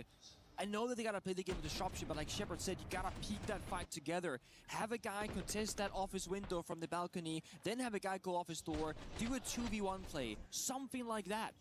The solo hero plays, they're great when they're working, but they have not been working so far here in Chalet. Maybe GK overconfident because they had a victory over FaZe on this map, but mind you, Chalet is not a map that FaZe, generally speaking, is like world beaters on. And that could give them some false hope for this map up. I sure expected more, at least. It's a 0-4, heavily favoring DC, and I don't think that's going to change anytime soon. No. We do see the mirror finally, but I think the mentals are a bit shattered on the side of GK. It looks shattered. I mean, you look at the players in the server, you listen to that tactical timeout from 2 rounds ago. Even seeing GK in the crowd, you know, like it's so hard to fight back from 0-4 on your defense. And look, I said that Chalet is attacker favored. I do stand by that, but I'm pretty confident that GK would have been the ones that get to pick it, because you look at the round differential from the first two maps, right? Yeah. Like GK only lost 3 rounds in the first, and DZ lost 7 on the second. So I would have thought that GK would get the map pick, or rather the side start pick. What if they didn't? They chose defense? Yeah. Bit of a mistake in hindsight. Uh-oh. That's what I said as casters. We have the fortune of hindsight. Did you get it, man? Hey! He got it. He has the hit confirmation, right, when he hits the camera through the wall. I hope so, at least. Either way, NGR, he's doing some goofy rolls right now, right? Playing the finger, playing the zero. This guy's not died yet. He has been a huge playmaker in every single round. Always last alive when it comes down to a low player count, finding those final frags. DC, again, they haven't changed up their playstyles. Again, fishing, getting drones in there, getting into information. And what better operator than Zero? Such a low pick rate operator, but if you can get all those SAM cams across the building, you can just lock down so much. And the yellow pin should get with it as well. Missed opportunity of Newers, could have had a freebie, but he is having good presence, and they might think the window is clear, so if they step back towards the window itself, he could still find the kill. As Azami is perfectly placed from Grubby as well. Oh, there it is. Exposure of Uport. A little bit of ants in his pens, but Sarks with his fight with the shotgun up against Kino. 1 HP, but he survives nonetheless. Nitro Cell prepared now, waiting for the push and waiting for the call from someone that perhaps they are pushing in up above. He doesn't have the info. He blindly blows it, and now Fultz is hunting him not too far away. Low HP. Sark should not survive for much longer, but he manages to cleanse it thanks to the mute jammer. No, it's crazy. If you get a SAM cam, you can actually injure Sarks with a zero gadget doing 5 damage right now. Really crazy if that happened. Fultz is inside. It's time to plant down, actually, but almost no cover. Yog should be able to deny this plant, but it gets red. Fultz goes for the fake. The plant denial. The vert positioning now from Yog. Is there information? Can they find this plant position? It's once again next to the hatch. Fultz is going to be able to confirm this plant. Surely DZ in the post will be able to lock it up. GK are once again left scrambling. Almost a shot landing, but Fultz managed to get out and survive. And Newers has taken down Sarks. It's an absolute disaster for GK. As Ask is then discovered, Fultz will go down. But Yog cannot have the impact that is required. Newers mops up the final 2 kills with the R4C, and DZ have made 5 in a row on Chalet. They're making mincemeat out of GK. It's getting very quiet right now from inside of GK in the server and outside. The dream, it feels over. Hope is lost. At every turn, it's DC opening up the kill, getting the clutch, getting the plan, getting the better of GK in every single engagement. Newest 4 kills in that round, by the way. You see how DC, they are so fired up, finally showing some signs of positivity on the player face, because it looked a bit frustrated earlier on Cafe. It's been a hard-fought victory in this comeback. And to think that GK were only 1 round away on Cafe, and that changes absolutely everything. And the very final round was a 3v2 in their favor that Fultz and NGR, I believe, then clutched back to win the map. NGR is still deathless. That's insane. He has quite literally played 5 rounds, gone 7-0, meaning a lot of engagements happening. And he is winning every battle he's in, and he never dies by getting caught off guard. No, that Finker is a rare sight, but a very welcome one for DZ fans here. NJR, deathless, 7 kills. GK left running for the hills. Time to get on your skates here on Chalet, because DZ are looking to plow through them. It's another one from Newers, jumping in the window with the pistol. Incessant. Oh, what do you say for GK other than it's Tilt City? Flow state right there. It's Grubby now can sit back and watch his team lose this round without him. We're seeing Yaga go for a desert spin. I think the mental is chocked completely. There's no team play left in the server. And Newers keeps getting finger boosted back to higher and higher HP, prepping him for another fight later in the round. Ras just wants his chance to go for a run out. He sees the info, sees the repel, but he second guesses himself. And now up on the roof, Newers is not exposed, but almost catches another player running back. Sark's answering his phone.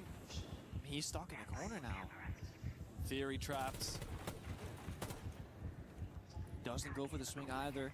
He knows Kino is inside piano watching him, so instead, with the right timing, does a bit of damage. Oh my god. Somehow Kino stays alive. Yeah, I mean, so many moments like that in this map where GK have surely had the advantage in the gunfight, but they just fumble it, and DZ somehow get to survive.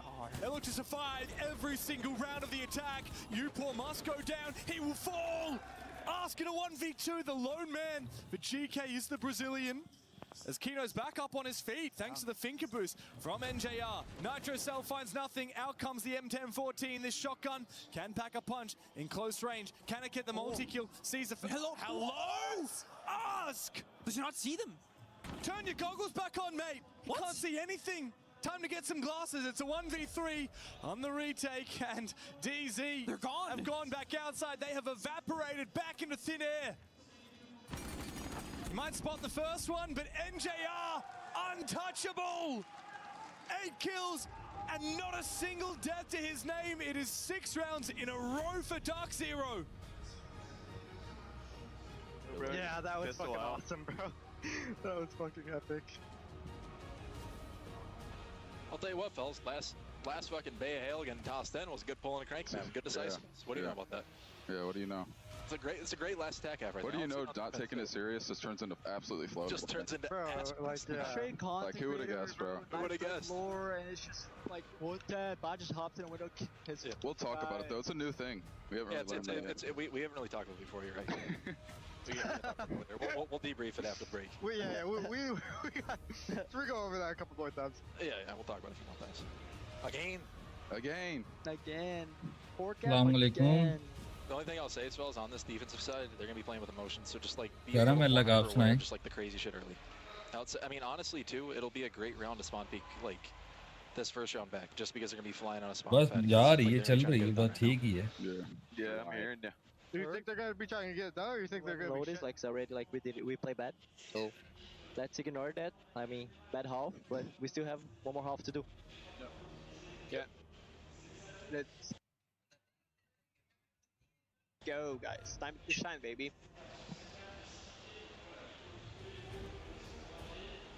Yeah, I think the best we can do is like treat like treat as a screen. कह रहा मैं अल्लाह का आप सुनाए आके भाई. Shit, we got 6 more rounds. Don't forget to communicate with each other, and let it. Yeah. Let's get this overtime. Bro, forget this. They are not playing like this threat. We want to check it, you know. I mean, you're gonna check the ghost threat. They are not doing that. They are, of course, they prepare stuff. So just treat like a screen. Get your info with your drone. Communicate with your teammate. Treat it like a scrim, is what Ask says. The most experienced player on the team. And that's all GK have to do right now. Look, this could be the last round of the Esports World Cup for this team. It could be the end of the road. It's hard to be motivated right now. And the stark contrast between these two rosters. Dark Zero, on the other hand, having a laugh and said, hey, how about that? Turns out all it took was for us to not take things very seriously, and then everything would come easy. The GK, it's much weaker spirits, but you do just have to treat it like a scrim. Yeah, I mean, this is it's a very tough spot to be in, and you know the silence on the GK side, it was deafening. They're sitting there in their own heads, and someone's got to break that silence and just ask, like you said, saying, guys, treat it like a scrim, do these things. They're not going to do this strat that we prepped for. They're going to do whatever. On the other side, DC laughing. Hey guys, go for a spawn peek. Go for a spawn peek. They're going to fly up the spawn. Yeah, exactly. Coach says. And also, I love to saying they're going to be playing with a bit more emotion. So expect the unexpected, right? It's such a good point because it's not going to be coming down to a regular round of siege anymore. No, that was के going बैठ on गए. नहीं यार आज वो दूसरी stream चल रही है ना. On a DZ attack, right? Like now on defense, they can afford to take every risk. They can afford to meme a little bit. You know, you got 6 match and series points. A lot of money on the line and a spot on the podium here at the Esports World Cup. And GK in the crowd looking fairly dejected. The club championship points up for grabs, of course, means something, but the difference between Third and fourth place is almost $100,000 US. Yeah. Also, there is a world here where India will finish this game deathless. Oh, that would be a flex. 9 kills, 0 deaths, and 5 assists. The assist game is crazy. Yeah, I mean, he did play 0, so maybe he got a little sippity-sappity. There's no way. There's no way. A little sippity-sappity. I don't know how he's getting 5 assists. That's actually almost more impressive. He's obviously missing a shot. But he still has 9 kills. Yeah, so he's also hitting them. That's pretty good. Tagging everybody up and not dying. So it's not like he gets, sometimes you're getting a lot of assists because you're losing a gunfight and then someone else gets it. They did J9 goes for the spawn peak. And it's the Americans. Fault says Yeah, G's in the chat. New is also during that halftime swap said in the chat, how you feeling right now? I give you a clue. GK not feeling too hot. And it's York, you know, once on the same side of the corner here for the Americans. He's 0-7 himself, yet to find his first kill, and this could be the final round. And he is, again, he's killless, first to die. Run भाई करम अल्लाह का सब ठीक ठाक मजे. Great gap and a great play. SB भाई welcome SB भाई. Now SB भाई की हो रहा है जी? आओ ना SB भाई. Welcome हो गया SB भाई. Thank you Lala. Time to go deep here for Sarks, but the smoke catches him on out. J9 spawn peak to kick things off. Now he's found another one. Good shot from Porte, but he's now low HP himself. 2v2 with कभी smile नहीं देखी sad sad. क्या करें बस sad sad ही हैं बस ठीक. Smile देख के क्या करोगे? Because someone left a diffuser there. I guess the guy got spawn peaked. It was Yaga. So they gotta retrieve it. He went onto the rock. Oh no. That is a mistake. Do not go onto that rock. Not in ranked, not in pro play. It is a death sentence. Winnable though from both sides. Mind you, NGR did suffer his first death, so that's also gone now. It's Kino and Newers playing together. बिल्कुल ऐसे ही है. Got 1 lion scan, 2 frag grenades, and a flashbang. Just wait. Sit back and relax, DZ. Let's see if GK can handle the pressure when it mounts. Ruthless Wolf, welcome. From Ask. As he tries to peek on through, isolate these angles, but Kino's got this ACOG from the other side. He's got the crossfire. It's a perfect shot with the TCSG. Given the second, why don't you? Upor low HP! And it's utter dominance. कसम से सच में active जैसे full गुस्से में. नहीं मैं गुस्से में नहीं हूँ. And for Europe, GK were the unlikely hero, but every fairy tale must come to an end eventually. Today it was DZ's moment to finally get another win here on the stage. Not the win they wanted. Of course, that was last night. They wanted to go into the grand finals and play for a trophy, but still Indy gonna win makes a hell of a difference. For GK, yes, unlikeliness of them to win, a dream that comes to an end, but they were the final team standing for Europe, which surprised everybody, and they should be proud of themselves for getting this far at the event. And for Dark Zero, what they're looking to build is longevity.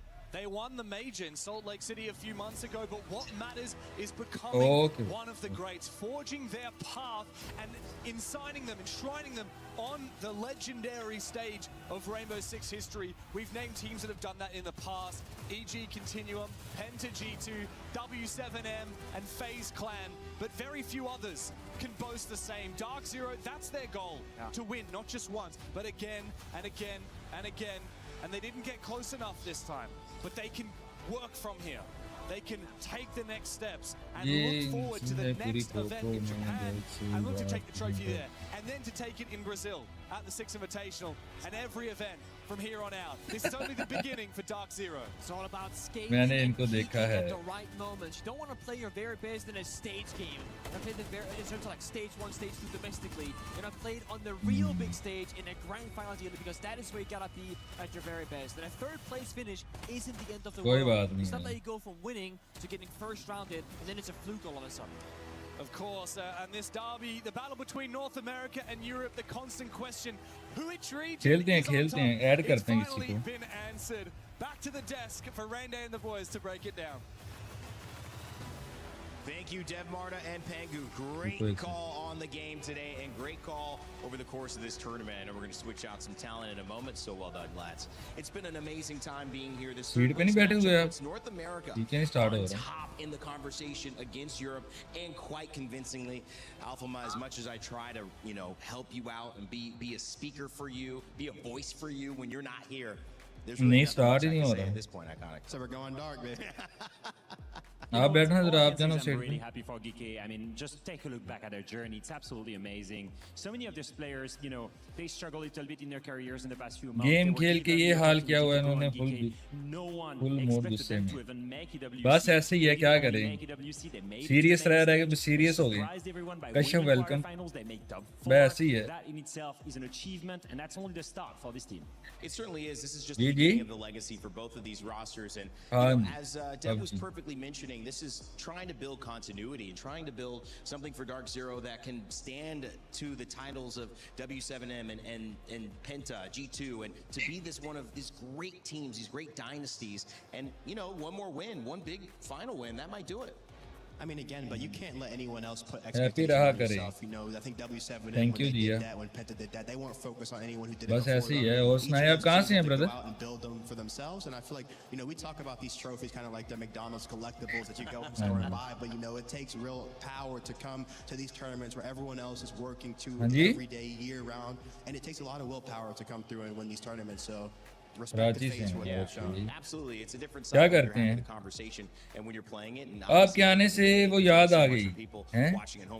कौन याद आ गई? This will be one of the books for North America and one more added to the legacy of DZ. वो भी मेरी को दुआएं देती थी, अच्छी थी. Successful for you? Successful going forward? Absolutely. कौन? Successful, outweighed every single expectation I had on कौन these दुआएं guys. देती थी मुझे? Revived the career of Ask, revived the careers of Yoga, at the same time revived the career of Grubby, who played a little bit at tier 1 level for Secret, for Fnatic, and never really reached those heights. वो वाली यारा rookies in मसूम, Porte, for example. So I think I look at this roster and I'm super happy about the performance. I'm really proud of them, and I think honestly, अच्छा मसूम मानो. expectations, I can really hold a grudge on this. हाँ, वो दोबारा नहीं आई. Congratulations to our teams who showed up for our third, fourth place match. Not the easiest one to do, but Dark Zero claim $85,000 more to their prize pool, and they submit themselves as third place after taking the Salt Lake Major prior to this. Coming up, we've got our grand finals and a special reveal panel you do not want to miss. So pay attention to our Saudi radio comms, and we'll यार see you Poopó on में the वो other side. इंसान है जिसको मैंने कभी लड़की से बात करने ठरकी नहीं है. यार रात्रि होगी.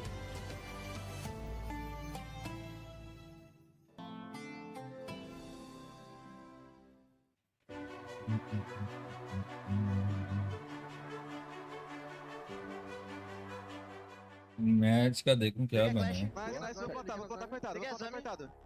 Peguei aqui, mas Mordina. Cima. Plantando, coitado. Tá em cima do pão. Vamos! वो फोर्टी फिर मार गई. कौन ला एक फोर्टी मरी. Show também, show. Deitou. Para na cadeira. Vitor, peguei. Só show. Vou esmiado. Passou a porta, Vitor, na porta com tu. Já tá dentro do Marrocos, já. Dentro do Marrocos ainda. Do lado da bomba, vai me confirmar. Confirmou. Tá parado na bomba lá. Vocês estão em choque!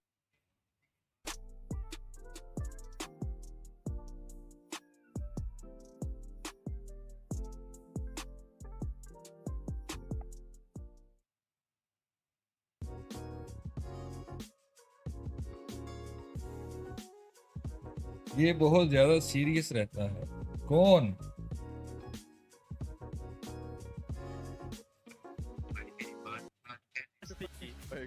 He was full blind, bro. E o outro tá sapando vermelho. Tô marcando se dropa vermelho. Cuidado do bomb, Buck. Tô de medo, não, relaxa. Mata elevador. बस ठीक बस.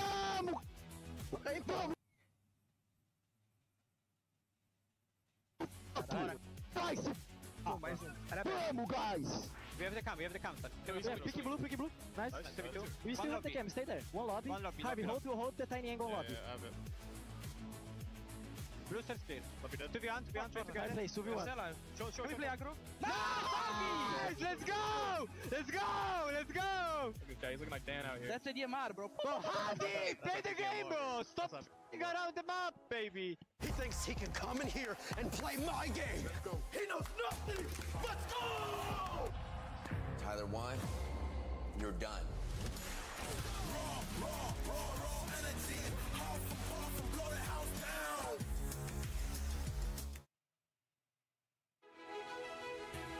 हर time आपको मैंने black dress में देखा है। Black colour मेरा favourite है, मैं ज़्यादा पहनता हूँ।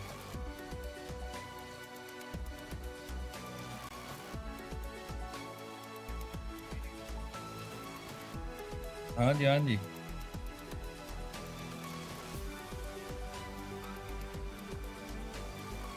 ओके करो, ओके करो।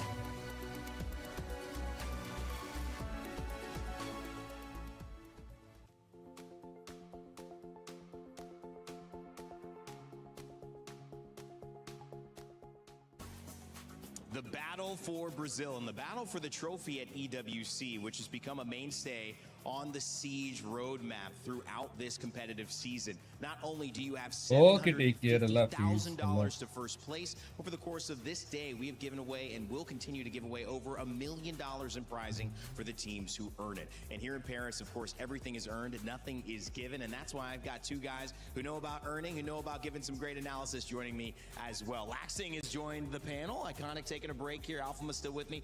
Lax, game set one, went the way of Dark Zero, North America on top. As a North American, how do you feel about that? Listen, I absolutely can't complain. You heard me yesterday. Leo unfortunately wasn't here. You know, I'll take it that EML didn't advance into a grand final, and I'll definitely take it that we take third place now. You know, it's definitely a little bit of copium, a little bit of NA hopium there. Sure. But overall, I mean, that series was really good. In the end, it does come out to Dark Zero just winning that, what, 7-0? Yeah. Yeah, it just really showed they wanted it right in the very end. It felt like if they had won that first map, maybe we could have seen a very early set.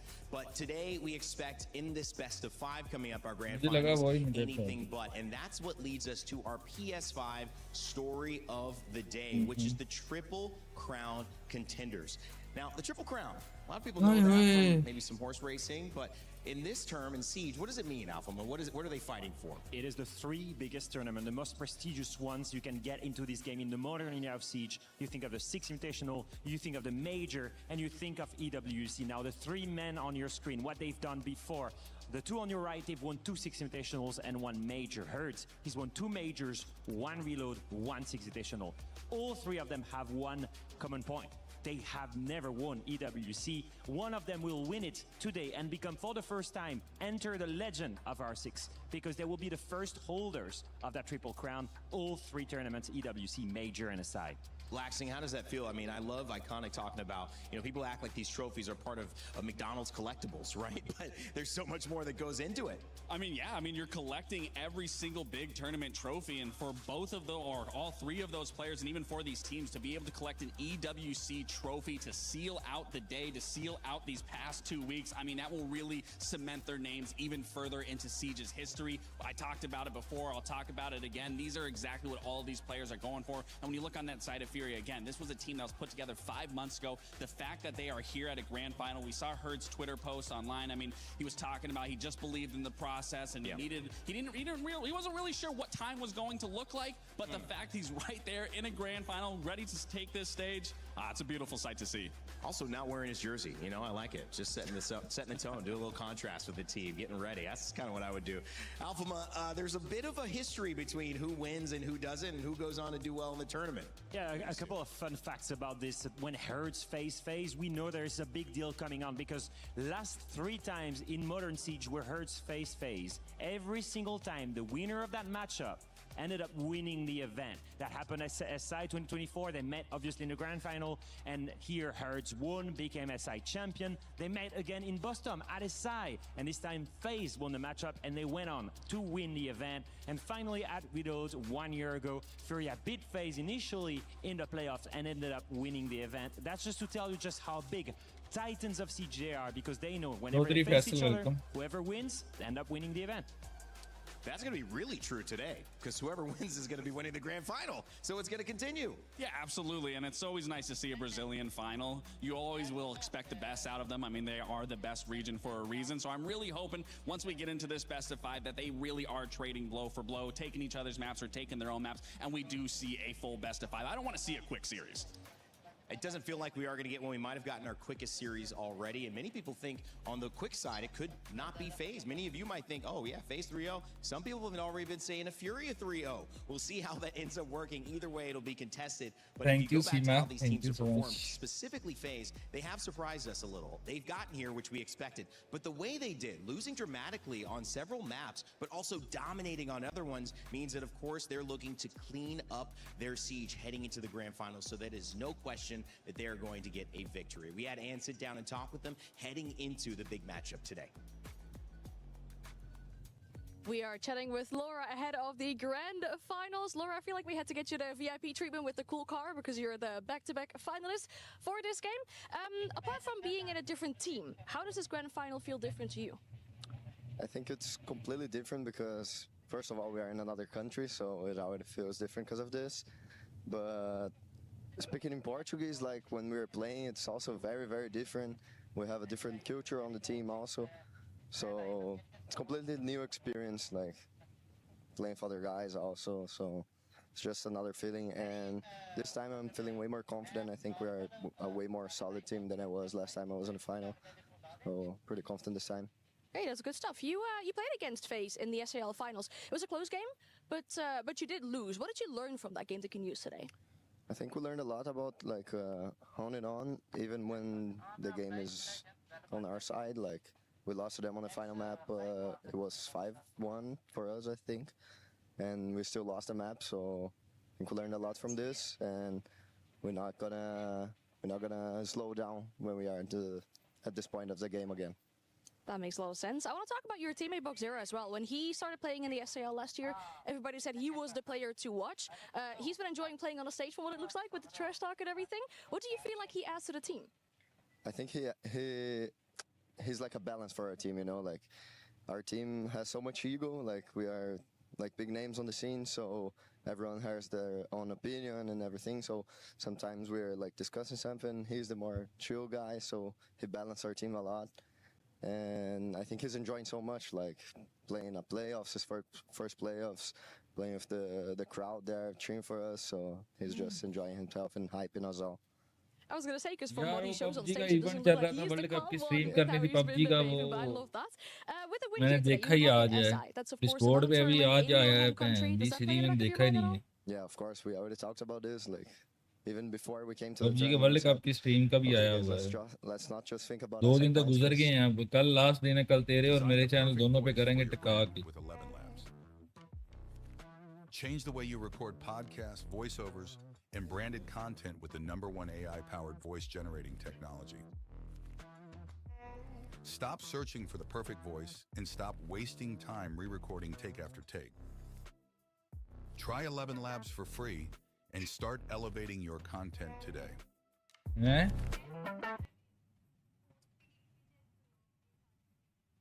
हया girl welcome आहो वेखी And come on. All right. You know what? At the end of the day, though, with the jokes around Boxzera and him balancing out this team, that's interesting, but it clearly plays that vital role for them. Yeah, that was something. I mean, there was many things that stuck out there that they were talking about. I mean, him talking about their confidence, very clear you're in a grand final. But when he was talking about Boxzera kind of being that equilibrium, that balance where everyone, you know, they kind of have their own little egos in some ways, and respectfully so. But it is funny when you think about Boxzera that he's the balance of that team. And honestly, I'd have to agree. I mean, when they were celebrating, getting ready to crush that key, he was in the crowd. Ready to crush that key. Where was Bach? He was in the crowd. He couldn't care less about crushing a key. He was enjoying the moment and being in the moment. To be fair, a very good crowd to jump into, though, off of easily. And everything. Absolutely. I've been drumming with the guys, and I would jump in you too. You were with them. I was having a little bit of fun. I'm definitely not biased. I definitely did not drum with the Furia fans. There a Furia jersey under there? Don't worry about it. No, the main thing that I want to take away from this is I had the chance to meet Volps in the hotel today and just talk to him a little bit about the matchup. And I was telling him, you know,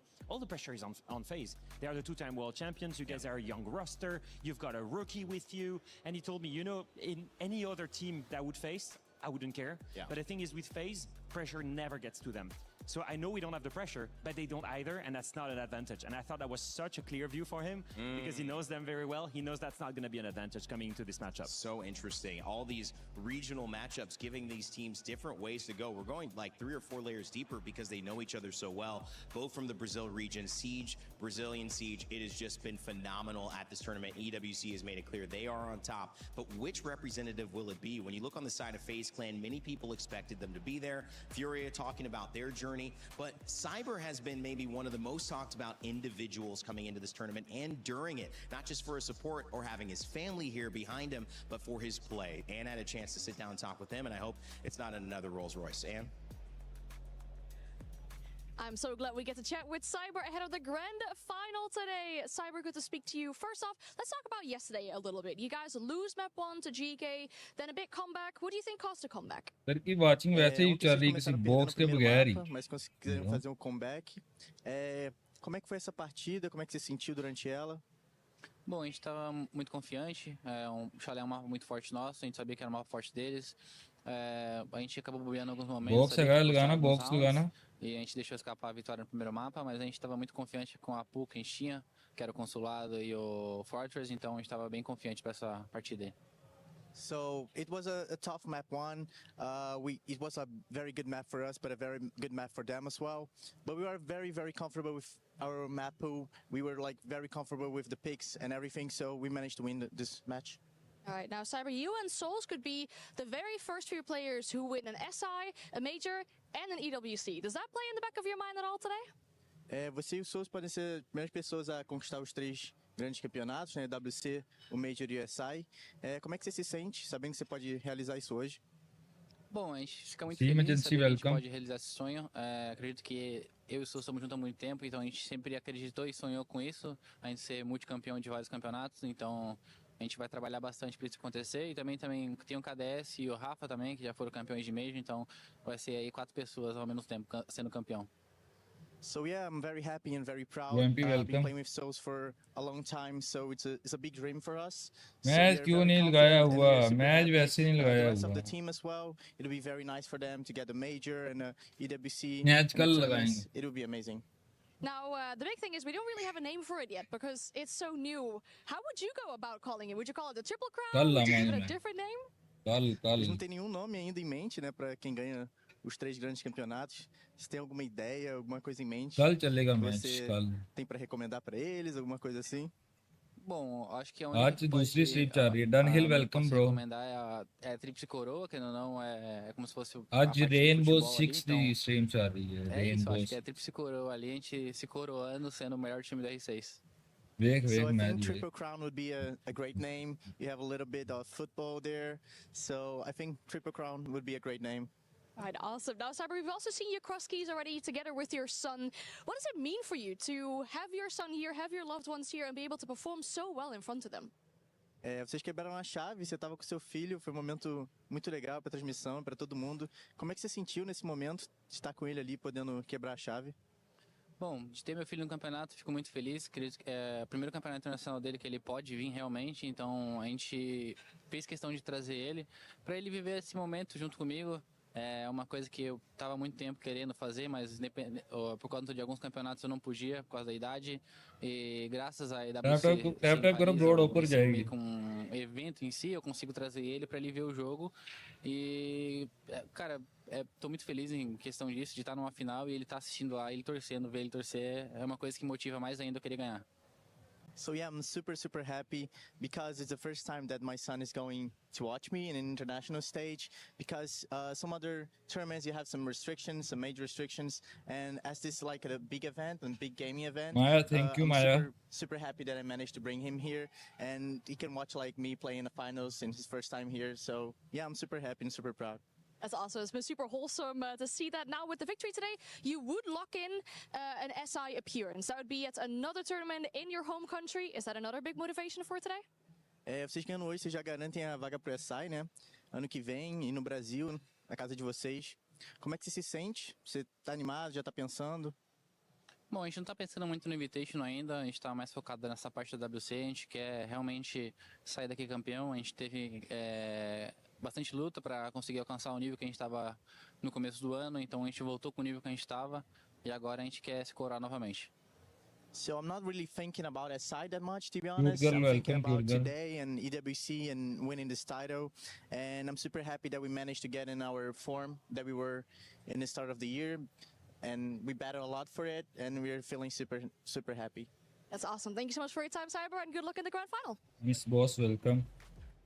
Welcome everyone. 6 invitationals Welcome everyone. Welcome to the stream, guys. जो भी आ रहा है follow कर लो guys. Musum Khan, welcome. Been phenomenal, and of course, FaZe hoping that he shows up big to help them get the win. Oh, and he absolutely will. And there's one thing, right? We always Welcome, talk about everyone. the mental. We always talk about the physical aspect of having to play, but we never talk about the emotional side. And you obviously heard him talking about his son, his wife being here. Just being able to play in front of your family just adds so much more to the pot. The first time ever. The first time ever he gets to be here with his son. As you can see him here, he even went and crushed the keys of the semi-finalists there with his son in his arms. It's so beautiful. Even obviously handy with his girlfriend. I mean, it's just the close ones being here. It means so much to them. Being able to share that with his son, creating life-changing memories, winning life-changing prize money at the same time.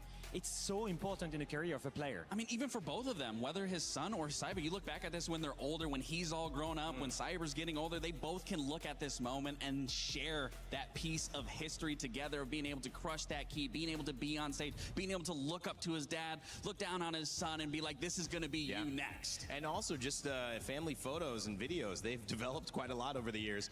4K, 8K camera instead of a traditional selfie, or, you know, what were my childhood videos on? You know, something that I can't even digitize anymore. So that is an incredible performance that got them that moment, but they're looking to do it again. And as we head into a best of 5, gentlemen, this is one of those things that we haven't seen yet in this tournament. And also for a situation where you know the team really well, a best of 5 means even more because you're already 3 layers deep in terms of familiarity. Now you got to keep doing it again and again on more maps. Yeah, the mind games are absolutely crazy on this BO5, and very often it's really, you come down to a flow state and you reach a moment where you basically throw away the strat book, you're not thinking of your default, and you're adapting live every single round.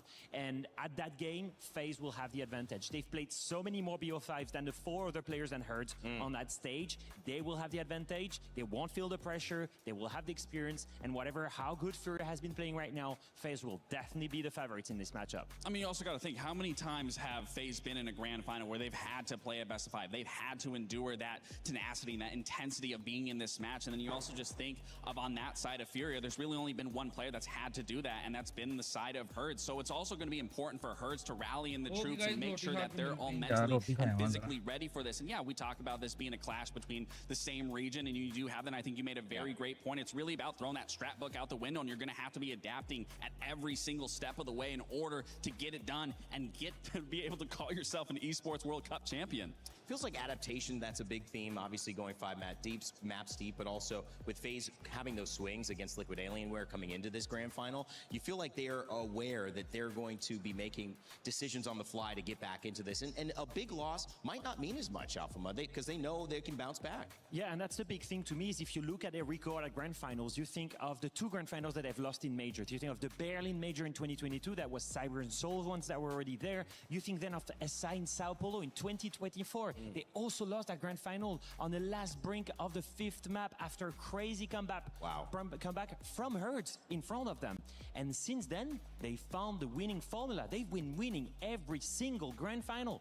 And they've done that formula when Furia maybe doesn't have that one. So, in my opinion, that experience, all of that wealth of experience, 2 years of winning everything, that's gotta help them here. Feels so difficult to do. Well, if everyone's here and you're watching online or you're here in the building, you know that there's something special about to happen. We have a reveal panel coming up, and in just a few minutes, we're going to go to the stage live and start talking about what you can expect from the new season. Now, the cool element, guys, is that we don't quite know yet. There's been some rumors, the excitement. Maybe the biggest topic to start off with is shields. Characters, shields, they've been very effective in Rainbow Six Siege for many, many years, and maybe we're going to see something that, I don't know. disrupts the balance? What are we thinking? I mean, I'm sure hoping so. I mean, the shield meta definitely has been very prevalent with every step of the way, and I tried to limit myself from the teasers. The last thing I saw, I think, online was on Twitter. It was the new operator sitting inside of the border lobby. I saw some shields on the newspaper, so it's definitely leaning in the direction that there might be some changes towards shields that I'm very excited to be getting into. So fun fact about that asset, I wrote it. So I wrote what was on the newspaper.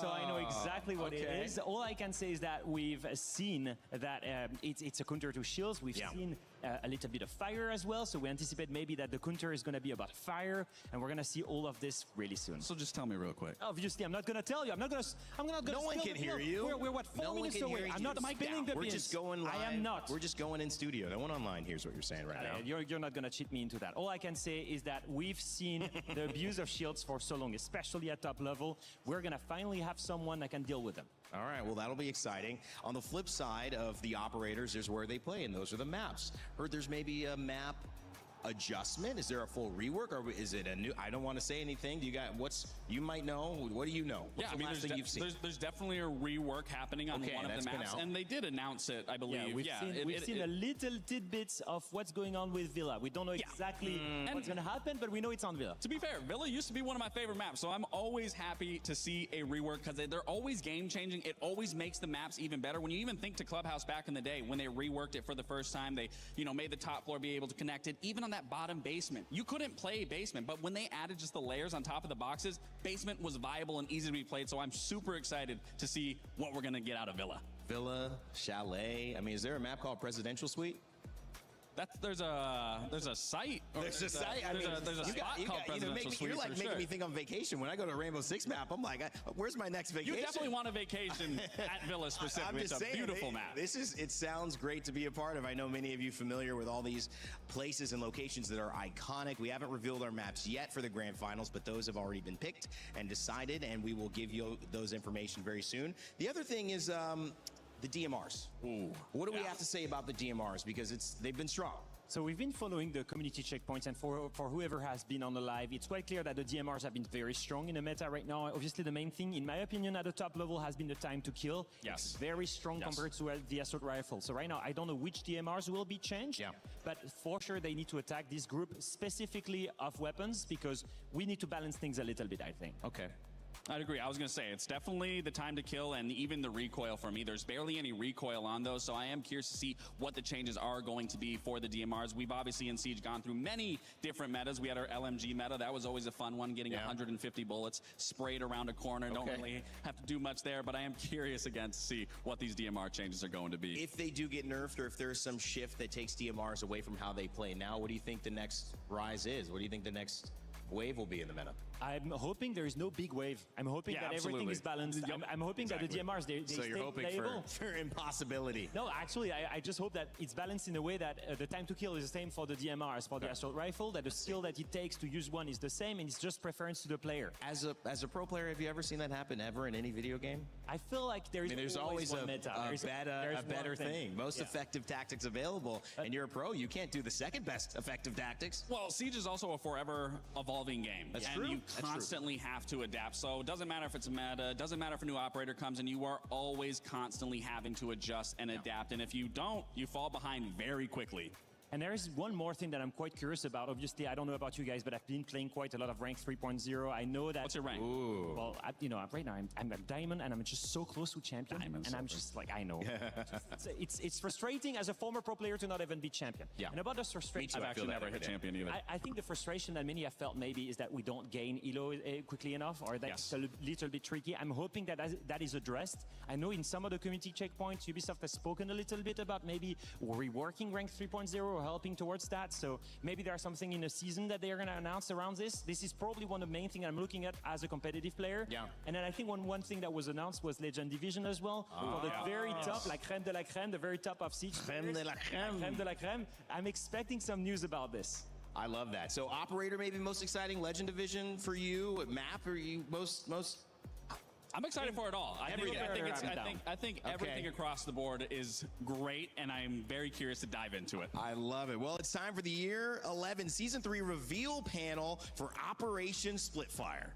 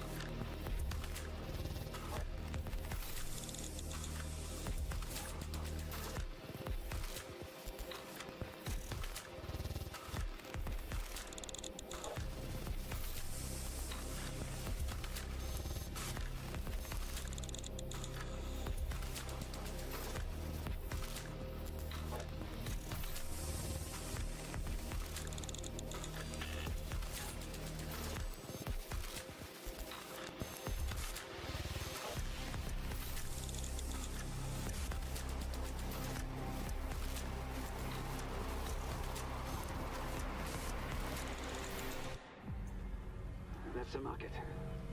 Move in. Confirm and contain the biological threat. Watch your fire. There might be survivors. Copy that. Will do.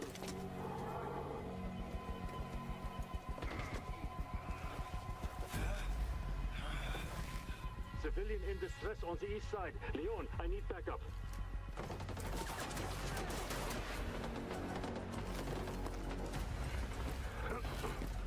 Pass the brosek.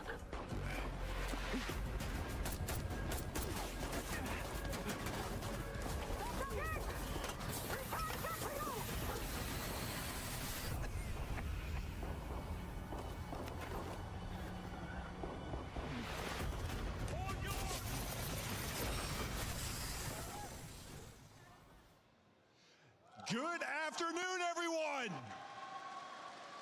It's so good to be back here in Paris. We had our incredible Six Invitational in February in this very city, and thanks to the EWC, we're back here with all of you. Now, this community shows up every season, and every season, you tell us exactly what you think. And that matters more than you know, so thank you. Now, it's already been a huge year for Siege, and with our second season closing soon, I think it's time to talk about Year 11 Season 3. We're bringing a lot with it. A brand new Defender built to break the shield meta wide open. An update to Villa's basement, and a brand new event where speed is everything. But before we get to all that, there's something I'd like to address directly. Since the launch of Rank 3.0, we've been listening closely through our seasonal surveys and the feedback you've been sharing across the community. And a few topics have risen to the top: progression, placements, and rank standings. Let's walk through those changes right now. New placements. There's still 5, but with bigger rank point swings. Where you land is a better reflection of how you played. A soft reset at the season's launch, which we know can be disruptive, but this is designed to be a cleaner and more accurate starting point and to make sure your placements are better reflected. As an example, our highest ranked champion will be reset to Emerald 3 before placements begin. Base rank points are also being adjusted from 25 points to 30 per win. You're better rewarded for your effort. Also, Emeralds can no longer bring Platinum or Gold players into champion lobbies. And for those who want to go to the top level, the Legend Division is being added, and those are for you to compete at the highest level. Now, if you haven't filled out that seasonal survey, please do, because it's one of the best ways to shape what we do next. Now, we put together a full look at everything coming. Let's get into it. Here's Season 3, Operation Splitfire.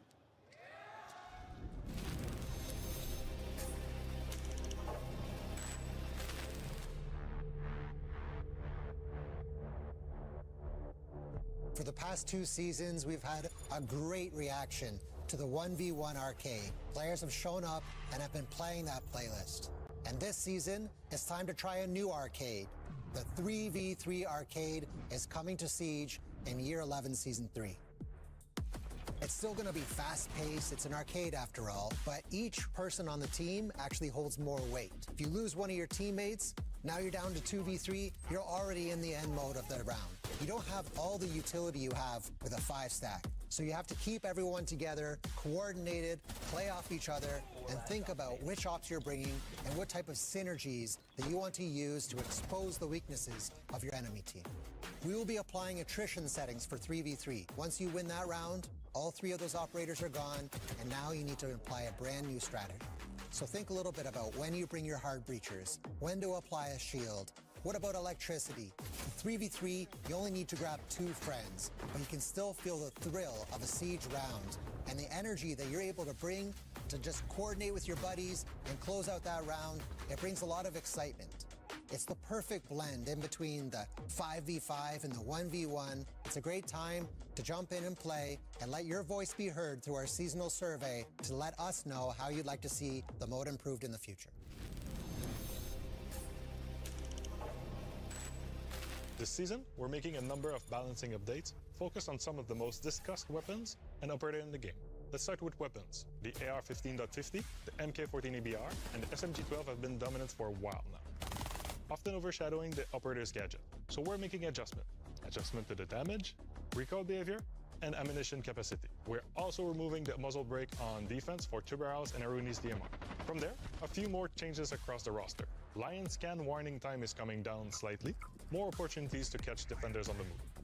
Capcan entry denial devices gets a small damage increase, so a good trap placement pays off even more. Echo's Yokai drones recharge their sonic burst faster, so it can bring consistent value throughout the whole round. Now, Dokkaebi. We've been tuning her since our remaster launch back in Season 2, watching the data and listening to the feedback along the way. This season, we're replacing our Impact EMP grenades with Recharge. It's a real shift in how she supports a push, and it helps us define her role more clearly going forward. We're also bringing back a familiar counterplay to the GKO payload. The upload now requires a continuous connection between Dokkaebi's tablet and the target's phone. Break that connection, and the upload is cancelled. Mute signal disruptor and can now sever that link, making him a direct counter to Dokkaebi once again. Initiate jammer. While an upload is in progress, Dokkaebi's tablet stays active, allowing Solace to track her for the duration of the upload, not just when it starts. At the same time, IQ can detect the target's phone throughout the upload, making her a strong partner for coordinating pushes and following up on ACT defenders. Outside of an active upload, Dokkaebi's tablet remains hidden from electronic detection, just as before. Put together, this keeps what makes her remaster strong, while giving defenders an actual window to notice, disrupt, and stop the upload before it lands. Last but not least, Kali. She hasn't seen much play lately, so this season, she's getting a real buff. One aim at making her stronger and more fun to play. Her sniper rifle gets more practical. The CSRX 300 moves from 5x and 12x magnification down to 3.5 and 8x, which gives Kali players a lot more flexibility across different engagement ranges. We're also cutting the time between shots and increasing her total ammo, so she can stay in the fight instead of disengaging after every pick. On the gadget side, activating or deactivating the LV explosive lance no longer interrupts your aim or your link, so you can manage your utility without losing your sightlines. Adding it all up, and Kali plays smoother, hits harder, and holds her at long-range angles with a lot more confidence than before. And with the new 3.5 scope, faster follow-up shots, and increased ammo, she's much better equipped to handle close-range fights when she has to commit indoor. That's balancing for Season 3? Well, at least for now, as we will have another big update like this one during the mid-season. Over the past few years, we've heard players asking for more frequent map updates. We heard that loud and clear, and our answer is to bring a twist to the maps you already know and love or hate. So this season, we're introducing something new: targeted map updates. The idea is simple: make smaller, meaningful gameplay changes that shake up a map, open the door to new strategies, and keep a map feeling fresh without touching its core identity. Every season that does not bring a brand new map will bring one of these, so there's always something new to learn. First up, we're going to Italy with Villa. If you've played Villa, you probably already know this. The first floor living room and library has always been its least played bomb site, so we're moving it to the basement. We've reworked the whole layout to build a brand new defensive site there. New bomb locations, new rotations, new destructible walls, hatches, and updated cover. The biggest single change, though, is the garage. It's been completely redesigned, and it now plays as an interior space instead of an exterior approach. That alone changes how attackers can move through the whole side of the map. Put together, this bomb site is something completely fresh.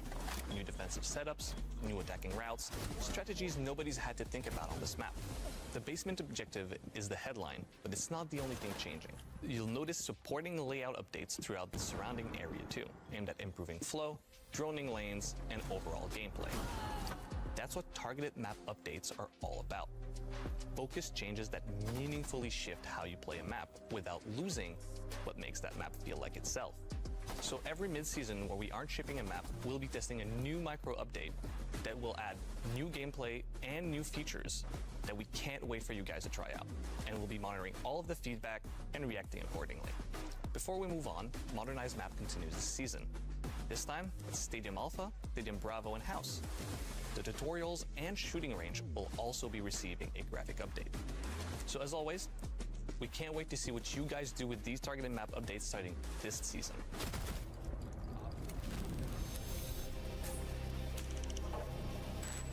In Season 3, we are introducing Legend Division, a fully visible leaderboard to the entire community about who are the top players within Siege.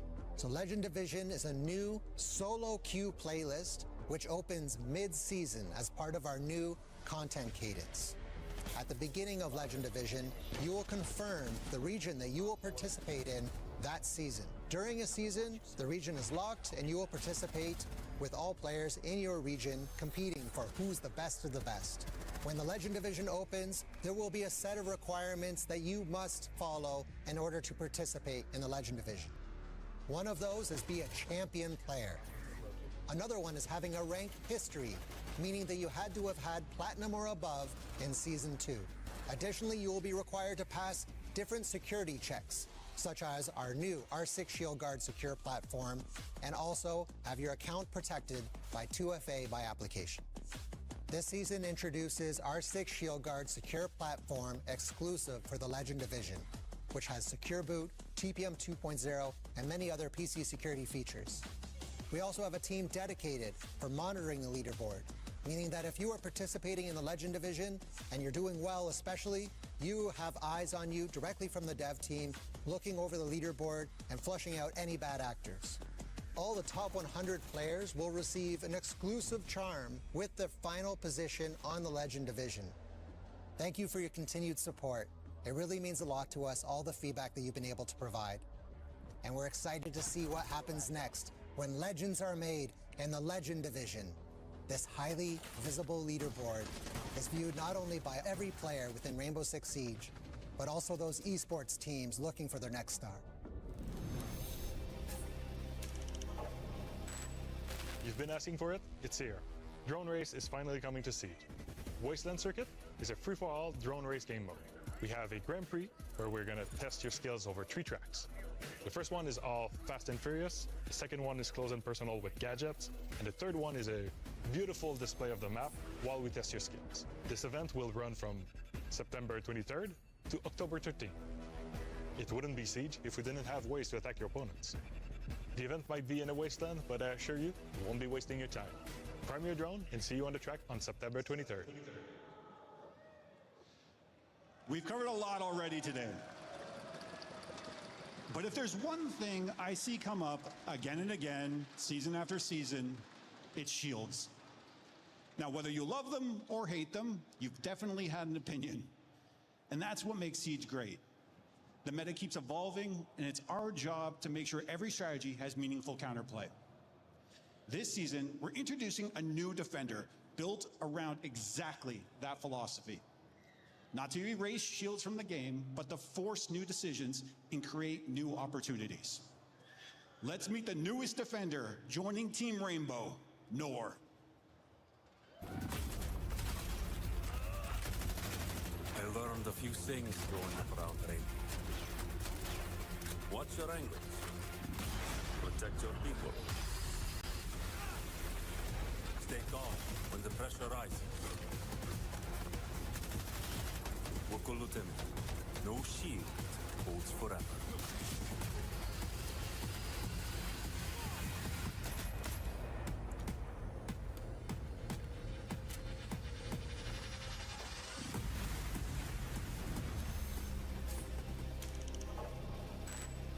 Meet Noor. Born in Egypt, Ahmed Mourad followed his father's footsteps by enlisting in the Egyptian military before joining Team Rainbow. His experience shaped him into someone who looks for practical solutions under pressure, a mindset that defines both his role on the team and the gadget he brings on the battlefield. That mindset is reflected in every part of his kit, and nowhere is that more evident than in how he deals with shield operators. Over the last few seasons, shields have become a big part of the Siege meta, and the feedback from defenders has been pretty consistent. Once a shield takes space and starts to lead a push onto site, your options start disappearing fast. Same goes during a 1v1 post-plant situation against a Monty. So, we wanted to give defenders a dedicated answer to shields. One that changes how shield players have to approach an attack. Noor comes equipped with the Horse Lance launcher, loaded with 5 Horse Lances. Fire one into a surface and it attaches, drills in, and after a short delay, releases flame on both sides. For shield users, that's a nightmare. Stick a lance into a shield and the countdown begins. The shield player has a brief window to react before the flame ignites. At that point, they don't have a choice. They'll have to stop to remove the Horse Lance, exposing themselves in the process, or they will burn fast, very fast. As Noor, your job is to capitalize on that hesitation. So keep the pressure on, maintain line of sight, and don't let them escape. Either way, the push they were leading just stalled out, giving the rest of your team the opportunity to retake map control. That's the moment we wanted to create. Shields have been able to dictate the pace of a push with very little resistance. Noor flips that, and that's just against shields. The Horus Lance attaches to any surface and can pierce through soft surfaces as well as reinforcements. This includes castle barricades, Azami Kiba barriers, and deployed Osa shield. So picture an attacker planning behind an Osa shield. They're sitting behind cover, confident no one can touch them. Noor can break that confidence. Pair that with an intel operator like Pulse or Valkyrie, and the Horus Lance turns into one of the strongest plan denial tools we've ever given defenders. Crowd control operators like Tubaro and Melusi can slow enemies down, making them easier targets. Barbed wire can also be a good option. Noor is a 2-speed, 2-health operator, and his loadout is built to support either playstyle. For primaries, the Commando 9 is for players who want mobility and who wants to win close quarter fights. Or you got the Alda 556. That's for players who'd rather anchor a position and punish anyone pushing through. As for secondary gadgets, it's a choice between a deployable shield to keep a strong position or the barbed wires. The secondaries are the TACOPS 1911 or the Bailiff 410. The Bailiff is especially useful to help with sight setup and creating new lines of sight. Noor wants to make the shield player hesitate, make the position that felt safe feel unsafe. Noor joins the roster in year 11, season 3, in Operation Splitfire. We've had a lot of fun creating this operator, and now it's your turn to bring up the heat.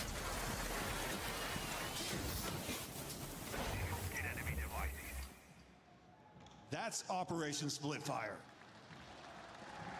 Now, one more update before we wrap up. Operator Mastery was originally planned for Season 3. We're moving it to Season 4 to make sure the team has the time they need to get it right, and it's the experience we want it to be. There's still a lot in this season.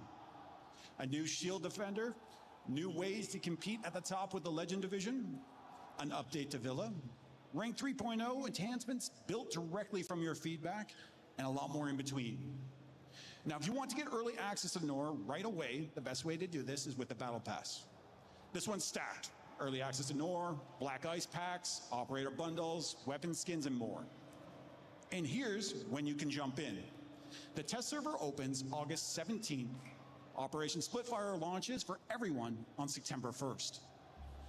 This community has always been the heartbeat of Siege. Everything you saw today exists because of you, and because you show up season after season. So thank you. Enjoy the grand final, and we'll see you in Siege.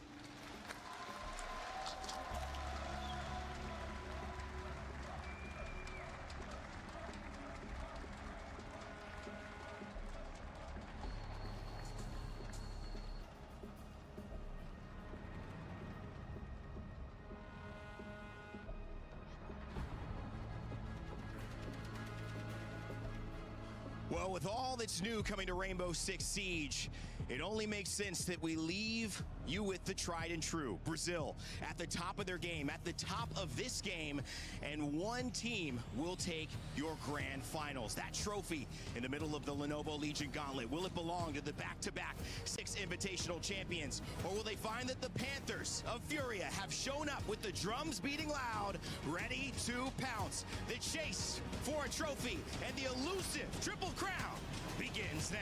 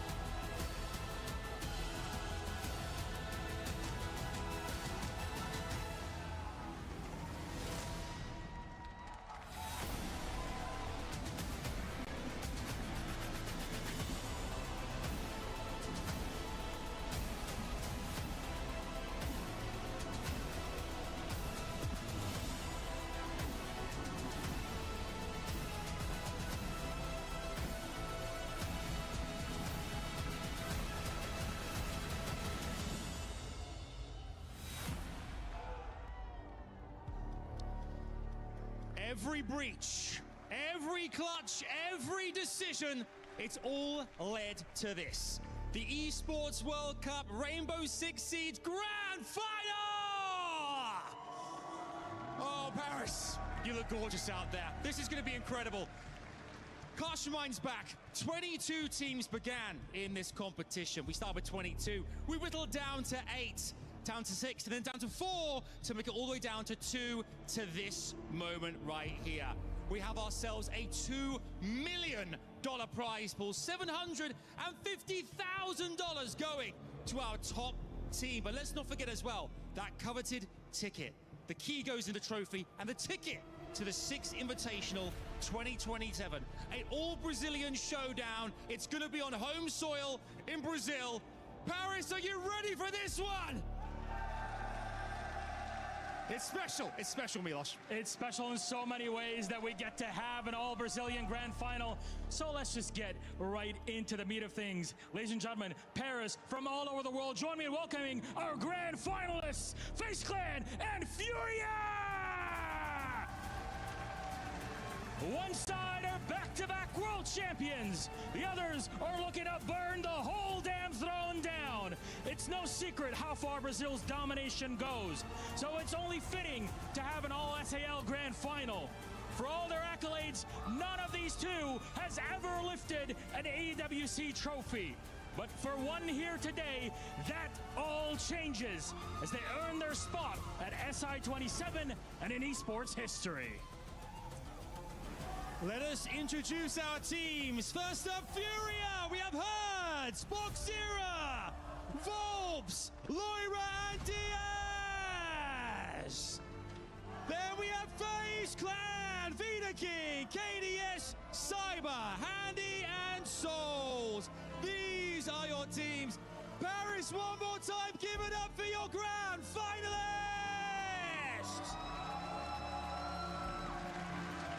Gentlemen, it is that time. We're going to ask our players to go and take your seats. But for our key bearers, please come forward. Herds and Vita King, this is the last opportunity. The last chance here to the final words. Take a moment and breathe. We're going to start over here with Herds. Any final words you'd like to say to the opposition here and Vita King? Cara, a última vez que eu peguei a FaZe numa grande final, todo mundo se lembra o que aconteceu. E hoje não vai ser diferente. Everybody remembers back in the day when we faced FaZe Clan in a grand final what happened. Everybody's gonna remember this day also like they do that one. A long time ago at SI24, anything you'd like to say then, Mr. King? Cara, eu já perdi às vezes com as... Caralho, travei. Eu já perdi todas as vezes de vocês, beleza? Mas quantas vezes eu ganho de você também? E hoje não vai ser diferente. A gente vai amassar vocês. I've lost count of the amount of time I beat you, Herds, and today is just going to be another number on that docket. Gentlemen, then, shake hands. Best of luck. When you're ready, take your seats, fellas. This is it, Milos, the grand final here. Esports World Cup Rainbow Six Siege. Are you ready?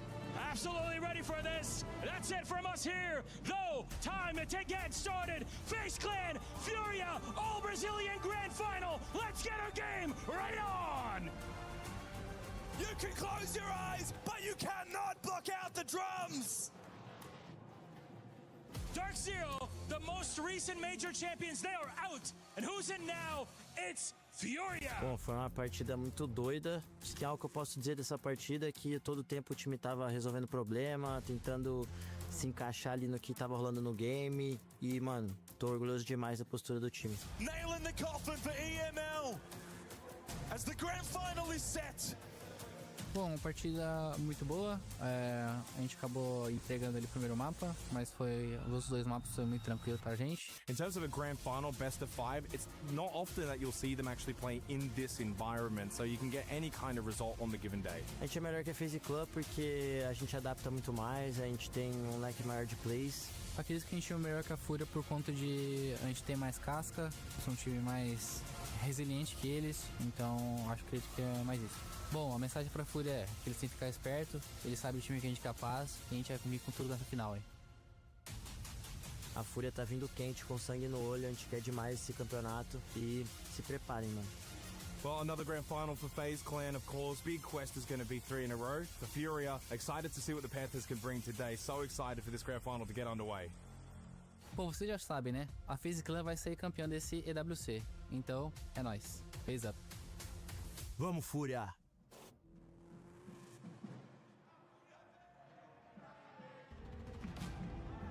The gloves are off, Herds' glasses are off, and the battle for Brazil begins in the middle of the Lenovo Legion gauntlet as Diaz grabs onto the shoulders of his men as the drums of war lead us to what has been a historic run up until this moment. Gentlemen, you do not get an atmosphere like this unless it is two Brazilian teams fighting for an Esports World Cup title. And honestly, I cannot wait to jump into this game. I just love the drums on the side of Furia. They're already kicking, and I can feel the nerves on the side of FaZe. They're reacting to that music. They know it. They've been in Brazil many times. They faced Herd in Sao Paulo. They've heard the drums against them. And despite all of this, they're still here. 2 years later, still fighting for another STR title. And speaking of what they're fighting for, over $1 million in prizing given to both of these teams here. The split, that's still to be decided. And of course, the map, well, Bank, pretty appropriate after that intro. Especially when you're talking about that money. And like you said yesterday, Leo, in that match versus DZ for Furia, if you're going to be any team that is going to be comfortable going to a map like Bank, it's going to be Furia because they got the win over FaZe Clan. But today, they are going to be starting out Bank. They chose Bank. They are confident that they can take this FaZe Clan again. And one thing, what was the win condition for Furia against Dark Zero on that same map yesterday? Dark Zero hesitated, right? They hesitated all the time. But the thing is, this time they're playing the most perfect team in the world, a team that does not hesitate. How do you beat a team that is perfect? You disrupt the perfect system. And how do you do that? We talked to JP in SEL. He said, we cannot react to relentless aggression. Lax, I have a question for you. What's the biggest strength on the side of Furia? Relentless aggression. Exactly. They have the right tool to take Final है down GG FaZe final है ये Well, final sometimes the final right चलो tools aren't enough. Sometimes you need to use them in a way that hasn't been thought of before, maybe hasn't been prepared for. But that's the problem with these two teams because they know each other so damn well. And that's exactly where it goes back to what Leo was talking about, the open of this. Throw the strat book out the window. You have to live in that moment. You have to adapt when the obstacle is in front of you. And yesterday in their match for Start Zero, there wasn't much of an obstacle. They were getting free map control. They were able to go for those site executes practically for free. FaZe is not going to give you an inch. It's all about reaching that flow state. And I'm looking at two specific players on the side of Furia and FaZe. The leaders, the veterans. I look at Hertz and I look at Cybers, the guy with the most experience in these two rosters that can help reach the flow states for their teammates, that can help with innovation. And then I look at Vita King, the IGL on the side of FaZe. I look at Vulps, the IGL on the side of Furia. And I think we're in for a banger of a grand final between some of the brightest minds this game has known in all of recent Siege history. There will be losses, like Odysseus trying to split the pathway between Scylla and Charybdis. You choose one, but you lose on the other. Yet that's what you have to do in a best of 5. You might have to sacrifice a map to get all 3 at the end of the day as we head into our picks and our bans. We've said it before, these two teams, they know each other by heart. They've played each other so many times in so many different events. Every time, whoever won eventually won the event. We're gonna start on the side of Furia by removing the famous Montagne from Vita King, one of the best shields player in the world. On the side of FaZe, they'd rather not play against a mirror, one that has been abused mainly on that basement bomb side of Bank. And it goes to show that FaZe is looking to go for that execute, getting rid of that mirror, getting rid of that information game from the side of them, as you said, already getting rid of that Montang, not having to deal with that. And then the Habana, pretty default into the Cade. We're going to see a lot of hatches still being soft, still being able to be opened up by removing that Electro Claw. One quick thing, one range hard breacher is still up, guys. Ace is there, and that is going to be very important on the side of Bank. Well, don't let the drums and the dancing fool you. It's serious over here in Paris because $750,000, a chase for the Triple Crown, and the chance to call yourself the best in R6 Siege are on the line. And with that, we have 2 men ready, prepared, and going to give you a call to remember. It's Xenox and Gus.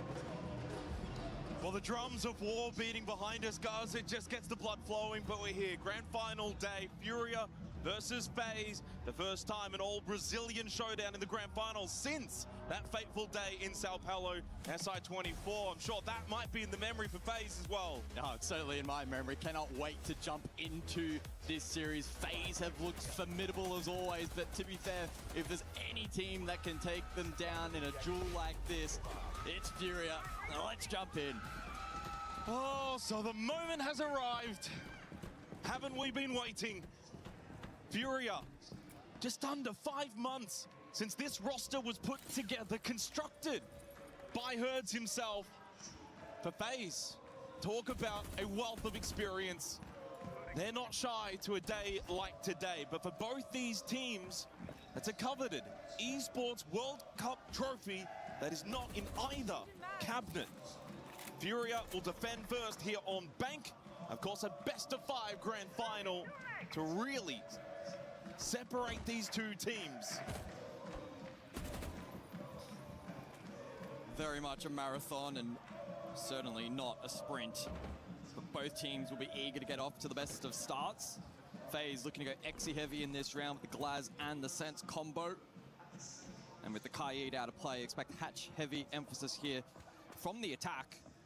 Interestingly, Furia electing to forfeit this first floor control with little contest. All 4 or to 5 members, basement box 0, a bit of a wild card blue initially. He, though, is able to scamper back to red. Furia happy to play it safe, though, in the opening round. Bank their map pick, 4-1 record for Furia over the last 4 months. The only loss being to NIP 3 months ago. 1-2 record, though, for FaZe. Haven't won it for 6 months. So even though they come into the grand final as, most likely for many, the favorites, a big task first up. Minute 20 remaining on the clock, and still 5 versus 5. FaZe will creep closer to attacking this basement bomb site. Cyber now with the exothermic to open up the server side wall. A long angle, KDS of the Blackbeard holding close. They do have the ROUs from Vidiking on the Sens to help get this plant down. 2 smoke grenades still available for Souls to play off towards main stairs as we enter the final minute. 3 gas babes and 20 Shamika launches still up for Furia. Default plan is not an option for FaZe. They'll need to go for an off-meta position or the Flood, and the Sense will facilitate that. I think the Flood will be probably their goal. As you said, with the Sense and the ROUs, they can very much push down. You've got Soul pushing main stairs. Furia need to be ready for action rather than just plant denial. Vidiking with the kit is over towards admin hatch. 30 seconds, so time's starting to really get low now for FaZe. Can they find the entry? Souls is trying desperately, and I love that little work from Handy over towards Garage. Vidiking teases plan. Souls will be the first one down. They get rid of the Glass. Hertz has found 2. What a way to start for him on the pen round. Vidiking will get the plant down, but FaZe did lose 2 for that, but then Handy backstabs Hertz. The late creep in towards Garage, and now into the post plant. This will get a little bit scrambly for Furia. As Volts goes for the first swing from Red, he falls to Vidiking, expecting more, but loses the battle to Diaz, and suddenly, it's only KDS left up. 25 seconds, 3 versus 1 for Furia. Can Furia trade it out? 20 seconds, they need to move. Just movers numbers, movers 1, and it is Diaz that finds the headshot. Furia may have allowed the plan, but they will get the counter to Fuse and take the opening round of this grand final. Hertz is on his feet already. We've seen that energy from him on the stage at this Esports World Cup on a regular occurrence. It's going to be a great back and forth between these two, but a solid start for Furia. It was a bit of an awkward engagement over towards main initially as FaZe opened up sight. Handy got value with his work, but then in the post, Furia were able to isolate those picks. Always nice to get a retake of the board early. So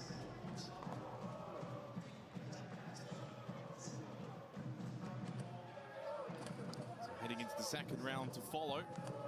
One thing that Leo mentioned on the desk, guys, was, of course, the ace has been left up. And to add further context to that, the Kanto wall, of course, near top floor elevator. That's a primary objective in opening that up and making it more difficult for the defenders to play that hallway. And it will come into effect as the attacker repick for FaZe will come through. Vidiking will go on to the ace. Of course, if you don't have either the ace or the Hibana available, pretty much can't get it opened up. So they make the most of that here in the second round for FaZe Clan. They'll get Cyber as well onto the blitz. Staff open area, the second round. In terms of expectation setting for this opening map, I had to look back at some of the numbers between these two. Best of 3 was played in SAL for stage number 1. The second map in that series was Bank, 7-3 in favor of Furia. Started out nicely on the attack. It was a 3-3 half, then went on to win 4 rounds straight defensively. So despite being the underdogs going into the series as a whole, Furia have certainly posted good numbers against FaZe on this map. We know the FaZe also like to play with that slow tempo, especially on their attacks. And has benefited them, certainly it did yesterday. I think actually a map that is the 4th fastest for average entry time at the Esports World Cup so far. But it does sit at a 50-50 split overall, although slightly more in favor of attack on Staff Open and top floor CEO Executive. It's handy over towards Tellers. There's not much of a first floor presence, although Bolt's got through the drone hole. I don't think he was expecting that one. And then Cyber with the pistol will get rid of Herds. Lovely attack and clear from FaZe. They find the first 2 picks. They get good first floor presence. And this will throw the defense of Furia into shambles. They must find the next pick. Yeah, low risk entries there from FaZe. And they find it. Although the trade immediately from Cyber switched on. Captures Diaz on the trade after he got the swing kill onto Vidaking. Loira knows he's getting pressured here by the blitz. Goes for the guard break. Couldn't find the headshot. And then in the end, as Handy and Cyber combine, FaZe will get the second round. They strike back. Slow, methodical, and clean from FaZe. That is their hallmark. That's their brand of siege. And that is what makes them difficult to deal with. Volps gets punished on the drone hole. FaZe just get themselves into good positions, and then they strike. Yeah, pretty textbook round there by the FaZe standard. 2 unanswered entries, and then picking apart the remaining pieces of that defense and not allowing Furia to aggress back into the round. Top floor for the 3rd. And FaZe are going to experiment once again in terms of this attacking comp. The 0 to be selected here for top floor. Oh, hang on, you've gone early. You know the rules. It is Vidaking. Yeah, that's, I was about to note they didn't play it at all the last time these two faced. Well, I think the ace makes a lot more sense, to be honest, overall in this 3rd round. It's probably the last chance you may get to use it. Open up Kanto, put pressure on the back line. If it's available, you're going to use it. Util clearance as well going to be critical for FaZe in this round, and so the Flores into both the Castle and the Azami. Also a standard pick, and with Sophia now having 3 impacts, it'll be intriguing to see how Furia try and sustain that Util on site.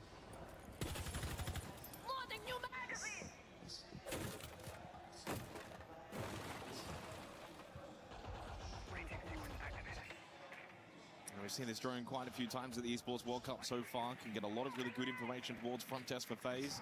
Not just front desk, but also the elevator position, so you can usually get 2 for 1. Although this side is a pretty default setup for the defense most of the time. As Cyber will go for the lurk up main stairs on the Solid Snake. Yeah, could look to connect with the push lobby. Maybe able to catch a defender if they drop Jan Hatch. For now, though, we'll sit and wait and allow the rest of the team to focus on the Util checkpoints in this round. Again, with both the Castle, the Azami, and the catch up as well. Critical to clear that. Bonus points if they can deal with Goyo canisters as well, which will be dispersed around the objective. Patience at the moment from FaZe. It is still only Cyber inside of the map. So far, all of the damage, though, has been from FaZe onto Furia. Hertz took a little bit over towards Airlock. Now Loira, too, towards top main. Sol's just droning through top square into CEO. as he finds himself outside on the terrace. Loira's starting to get a little bit nervous about this potential lurk. It's getting later in the round. He knows that one's probably lurking main stairs, but then there's also the pushing towards square, which has been pretty much vacated. It's a pretty comfortable entry for FaZe if they want to go square side of the map. Volps by himself inside a janitor, hasn't got a lot of help. Loira goes down to Handy. Souls wins his battle too on said push in from top square towards janitor. He's got janitor control. Hertz is in the middle of the site though by himself. They do still have Boxera playing front desk, and Elevator has not been cleared out. Cyber watching that position as he pushes in towards long desk, and he even slips on by. He finds the kill onto Hertz. They need these trades back quickly. Diaz though loses to Handy. It's only Boxera left. Critical kill onto Handy to keep this round alive for Furia. For one of the new rising talents in this game for Boxera, this would be massive. He gets another one onto Cyber, and Souls will go for the play. Is he ready for KD? The experience will outshine. 2-1 lead for FaZe. Oh, such a suffocating brand of attack there from FaZe in that round. Great build-up. They made the double stack flood over towards main work out. And whilst you could certainly argue that the very tail end of that round got a little compromised, they were still in such an advantageous position. And it really was theirs to lose. To the credit of Furia, they are reading in to the kind of playstyle that FaZe want to execute as expected. Loira was positioned main, but was susceptible to the flood elsewhere. The U-Tool was still standing late round. Despite that though, FaZe doing a great job to find win conditions.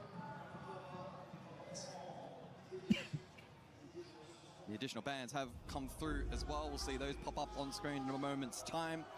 As expected, Furia, they've elected to double down with the range hard breach. Ace no longer available, and FaZe, sensing that the U-Tool's critical, will deal with the Wamai. Of course, with that Ace band pairing with the Hibana, Kanto wall will stay reinforced for the defense. Although for this particular site, Locker's CCTV won't have as much of an impact. My played twice in the open. एक chicken चाहिए guys. 3 rounds so far from Furia. They will not have that available. Now flexing over to the Tuber out instead for Herds. And must win round, I think, early on here for Furia. Basement is the most defender-sided objective here on Bank. They won it in the opening round.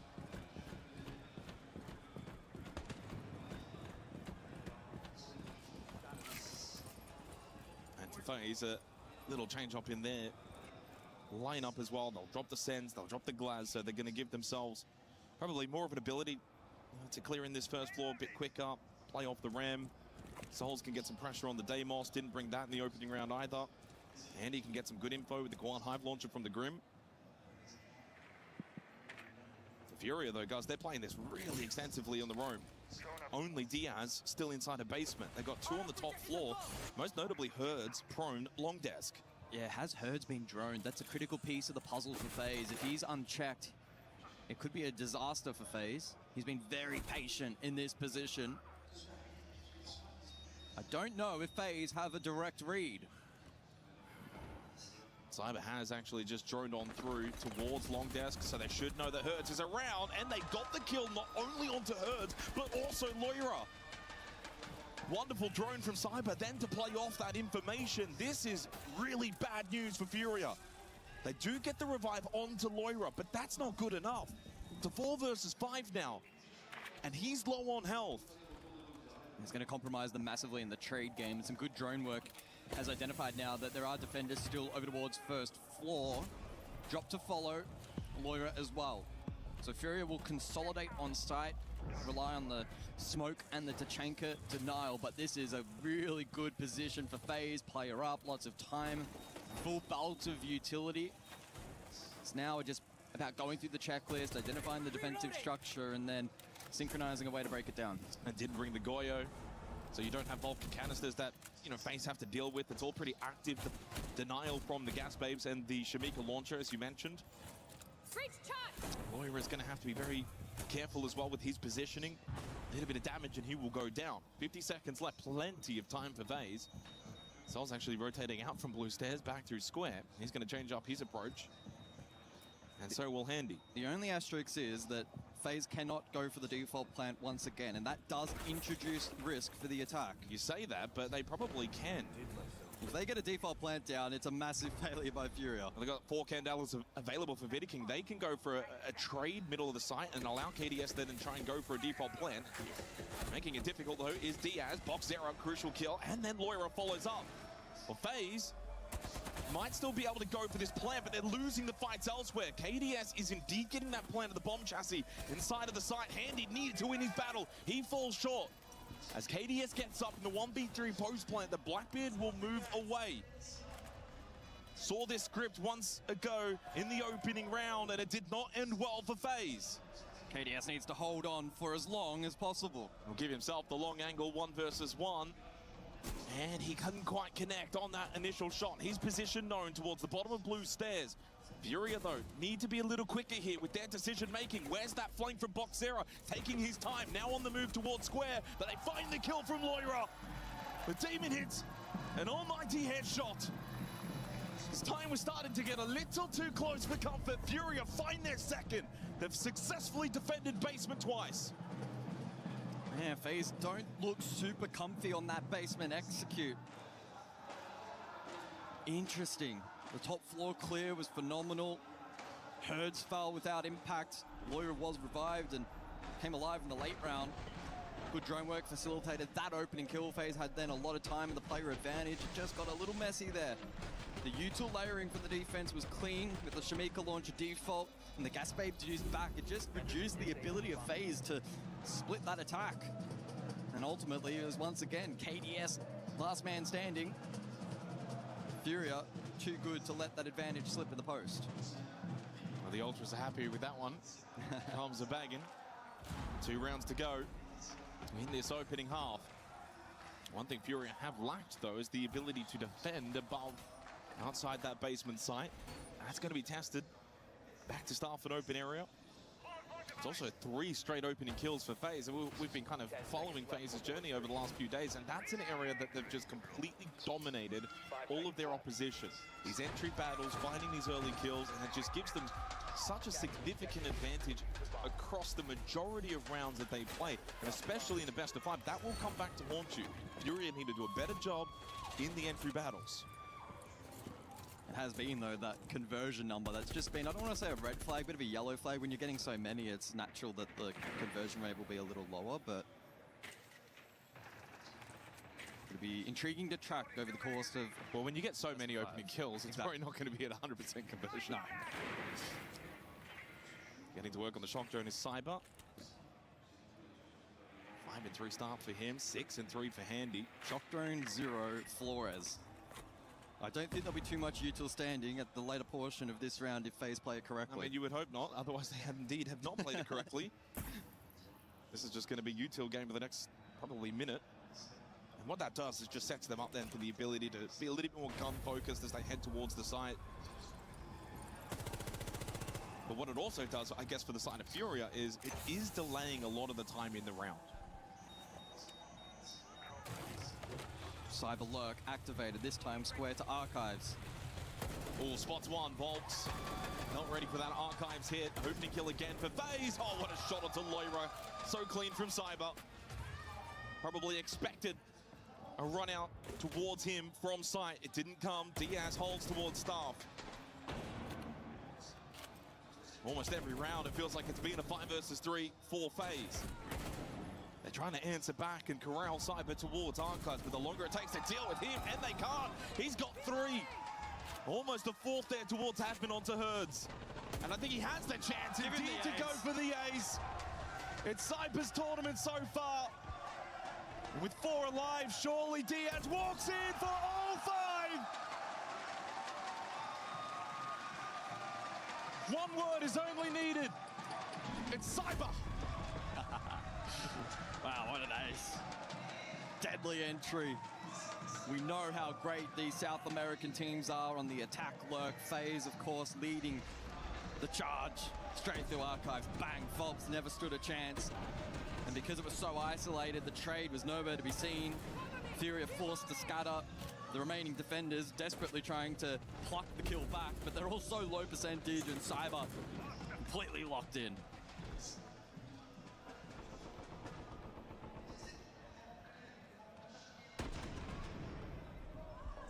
Now FaZe are looking very, very good to start the grand final. I mean, the one round really on bank. Now, you don't necessarily need to win as the attacking team is basement, and that's the only 2 rounds that Furia have won. Final round of this half puts FaZe in a really strong position. 4 straight rounds, FaZe have had the opening kills, the early advantages, the 5 versus 3. Cyber now with a 3K multi and the ace, as he goes to 10 kills in just 5 rounds played.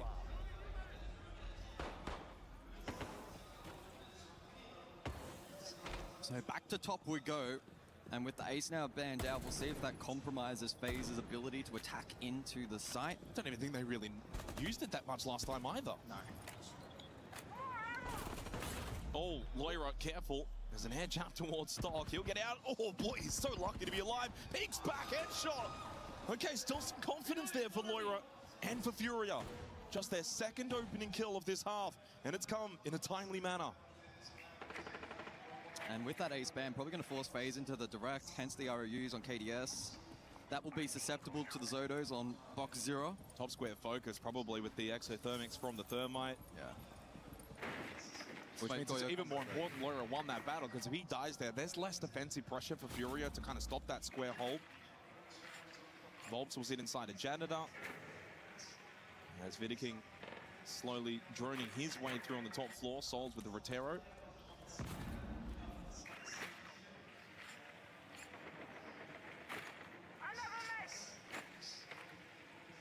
This is a very difficult attack now for FaZe, because that top square hit down a player, little area around the map for the attacking team, so much then for the defensive team, all the way back over towards elevator, front desk. They can kind of sit a little bit more comfortably and then backfill in if those front defenders do lose their battles. This is very tough. As it stands, Furia in a perfect position to draw out the half. There's good info for FaZe, but actually converting that into pressure, into picks, preventing the plant denial, so tough. RO used to be deployed from the main rappel. Vidiking still with diffuser outside top square. So the only space they've got is square. Handy has got into Stock. He'll offer a different point of difference. But then immediately pushing down that hallway, Loira finds the kill. Handy, can he get a trade? Volp's also very low. Loira getting taken low as well. Good information from Handy on the Grim. Oh. Diaz goes down, double kill from Souls. Takes over this long desk position. Loira now stuck over towards main stairs. Yeah, can't push back up. The Grimbees have kept him at bay. This has been a great push by Souls. But where's Boxera? He has to get involved towards front desk. Does still have a Nitrocell if they go for a plant behind the ROUs of KDS. Made a rotate instead over towards long. Trying to get Loira back into play. Loira is back up main stairs. Soul's going for the plant behind the bomb chassis. Boxera found a kill onto KDS. Soul's off the plant. 1 versus 2. Boxera has got to come up clutch. Has he got it in him? That's a big kill onto Handy. Tests the resolve of Souls, who sticks the plant. Knows those behind the bomb chassis. What a flash! What a play! Well, the experience shines through again. A learning moment for Boxera in his first grand final, that it doesn't come easy. What a way to top it off there for Souls. It was such a difficult position for FaZe to go for a structured hit. Some good util layering, and the Send Jan was perfect. It initially threw off the structure there of Furia, and they couldn't fight back into the round. Right here, phenomenal push. Forced the repick. Souls was aware. Loira was cut off by the bees. And then he clutches up with a massive pop flash in the post. Isolated, cut off. Ice in his veins to go, stick the plant, play off the flash, then get up, swing, kill. Without the flash, he's not getting out of there. What a play. Halftime break, of course, so we're going to go and hear what the coaches have to say. Mudar o plano, Vamos lá aí, guys. Vocês estão muito, vocês estão muito relaxado até demais, mais tarde. Beleza. Ó, agora eu vou falar um pouco mais tático. Eu vou relembrar nossas plays de conforto e vocês vão usando elas, guys. A gente ganhou quase todos os ataques no PDZ. Vai ser babinha aqui, guys. Preciso de vocês conectando cada um com os outros, tá ligado? Só isso. Sim, fechou. As nossas plays de conforto, só pra lembrar pra vocês que a gente não usou ainda. No CEO a gente tem a rápida verde, que a gente já não usou faz 2 jogos. Então a gente pode fazer, tá ligado? Vai ser muito roubado se a gente tiver a rápida verde. No convidar aberta, a gente tem a horizontal lento, que a gente até agora também não usou. Então, de boa, a gente pode usar ela, vai ser top. No bombo de baixo, a gente vai deixar o card open. Então a gente tem que fazer a comp com o dia de Thatcher e você de Sofia. E aí você pode pegar HE mesmo, tá, o Ordina? Não precisa pegar o cu que você pegou ontem, tá? Pode pegar HE mesmo. Área aberta que eu te smoke, né? Você quer ter uma marca. Isso. Mas, tipo, vamos ver como é que vai ser o estilo de jogo dos caras agora também, né? Porque, tipo, pode ser que eles façam uma primeira rotação em cima de bem mais rápido e tal. Bora. É isso aí, mano. Bora pra caralho. E vamos sentir, tipo, o nosso momento, a gente tem que conseguir reagir.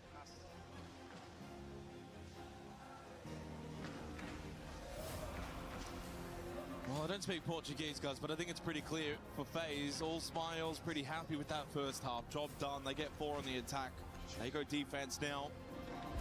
And for Furia, a little bit of work to do. It's the opening map of a best-of-5 grand final. You do have room to kind of ease your way into a series such as this, but unfortunately, they are versing an opponent who is so experienced. You don't want to give FaZe a head start, but that is what feels like is developing.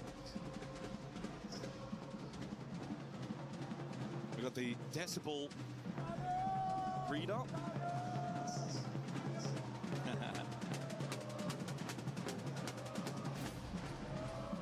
Of course, these 2 teams on stage, at least for the most part, probably not too foreign of a position to be in amongst the crowd, so loud and so passionate.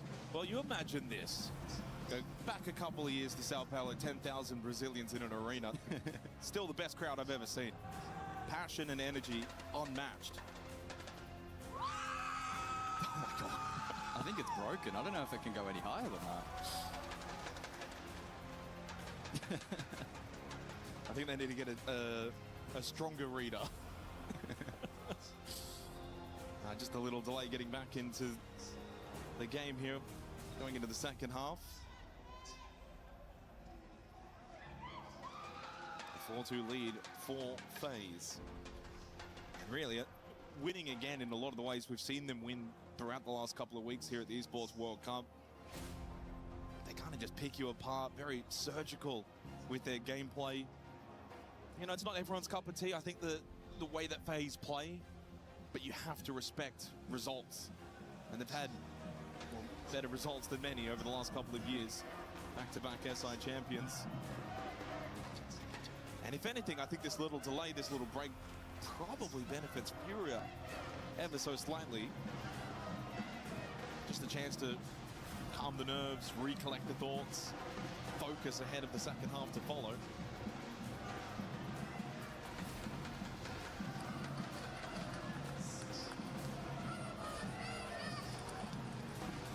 Shouldn't be too long before we get back into the action. FaZe looking comfortable up on stage.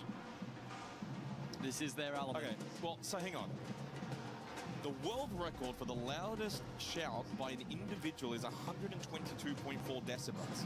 So we either just broke a record or there's something funky going on. I don't know what to believe anymore. Someone get out the officials.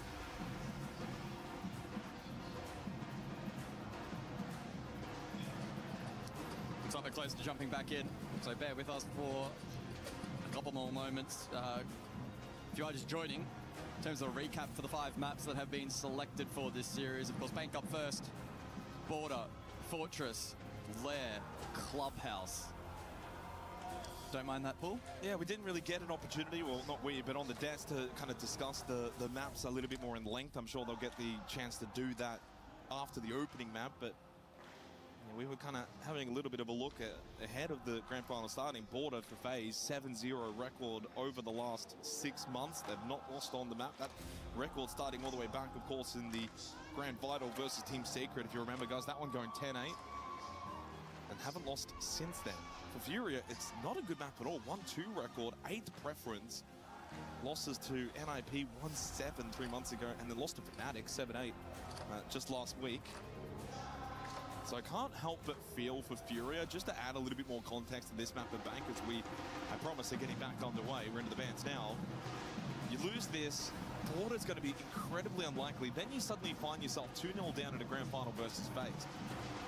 Don't envision a 3 straight comeback from Furia. Not at this point in their journey as a collective team, formed just under 5 months ago. That would be a tall order. So they need to find a way back here on Bank in this second half. Bans have come through. Mira, along with the Echo, Monty, and the Ying. We will start basement, and we are getting back into the game.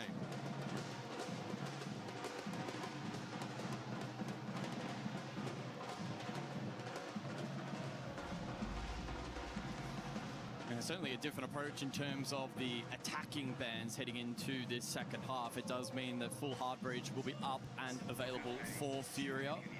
On the flip side as well, the Kaid can be used here by FaZe, although not elected to be selected for this first basement defense. And so, yeah, the dynamic of these rounds should be a little different to what we saw back in the first half.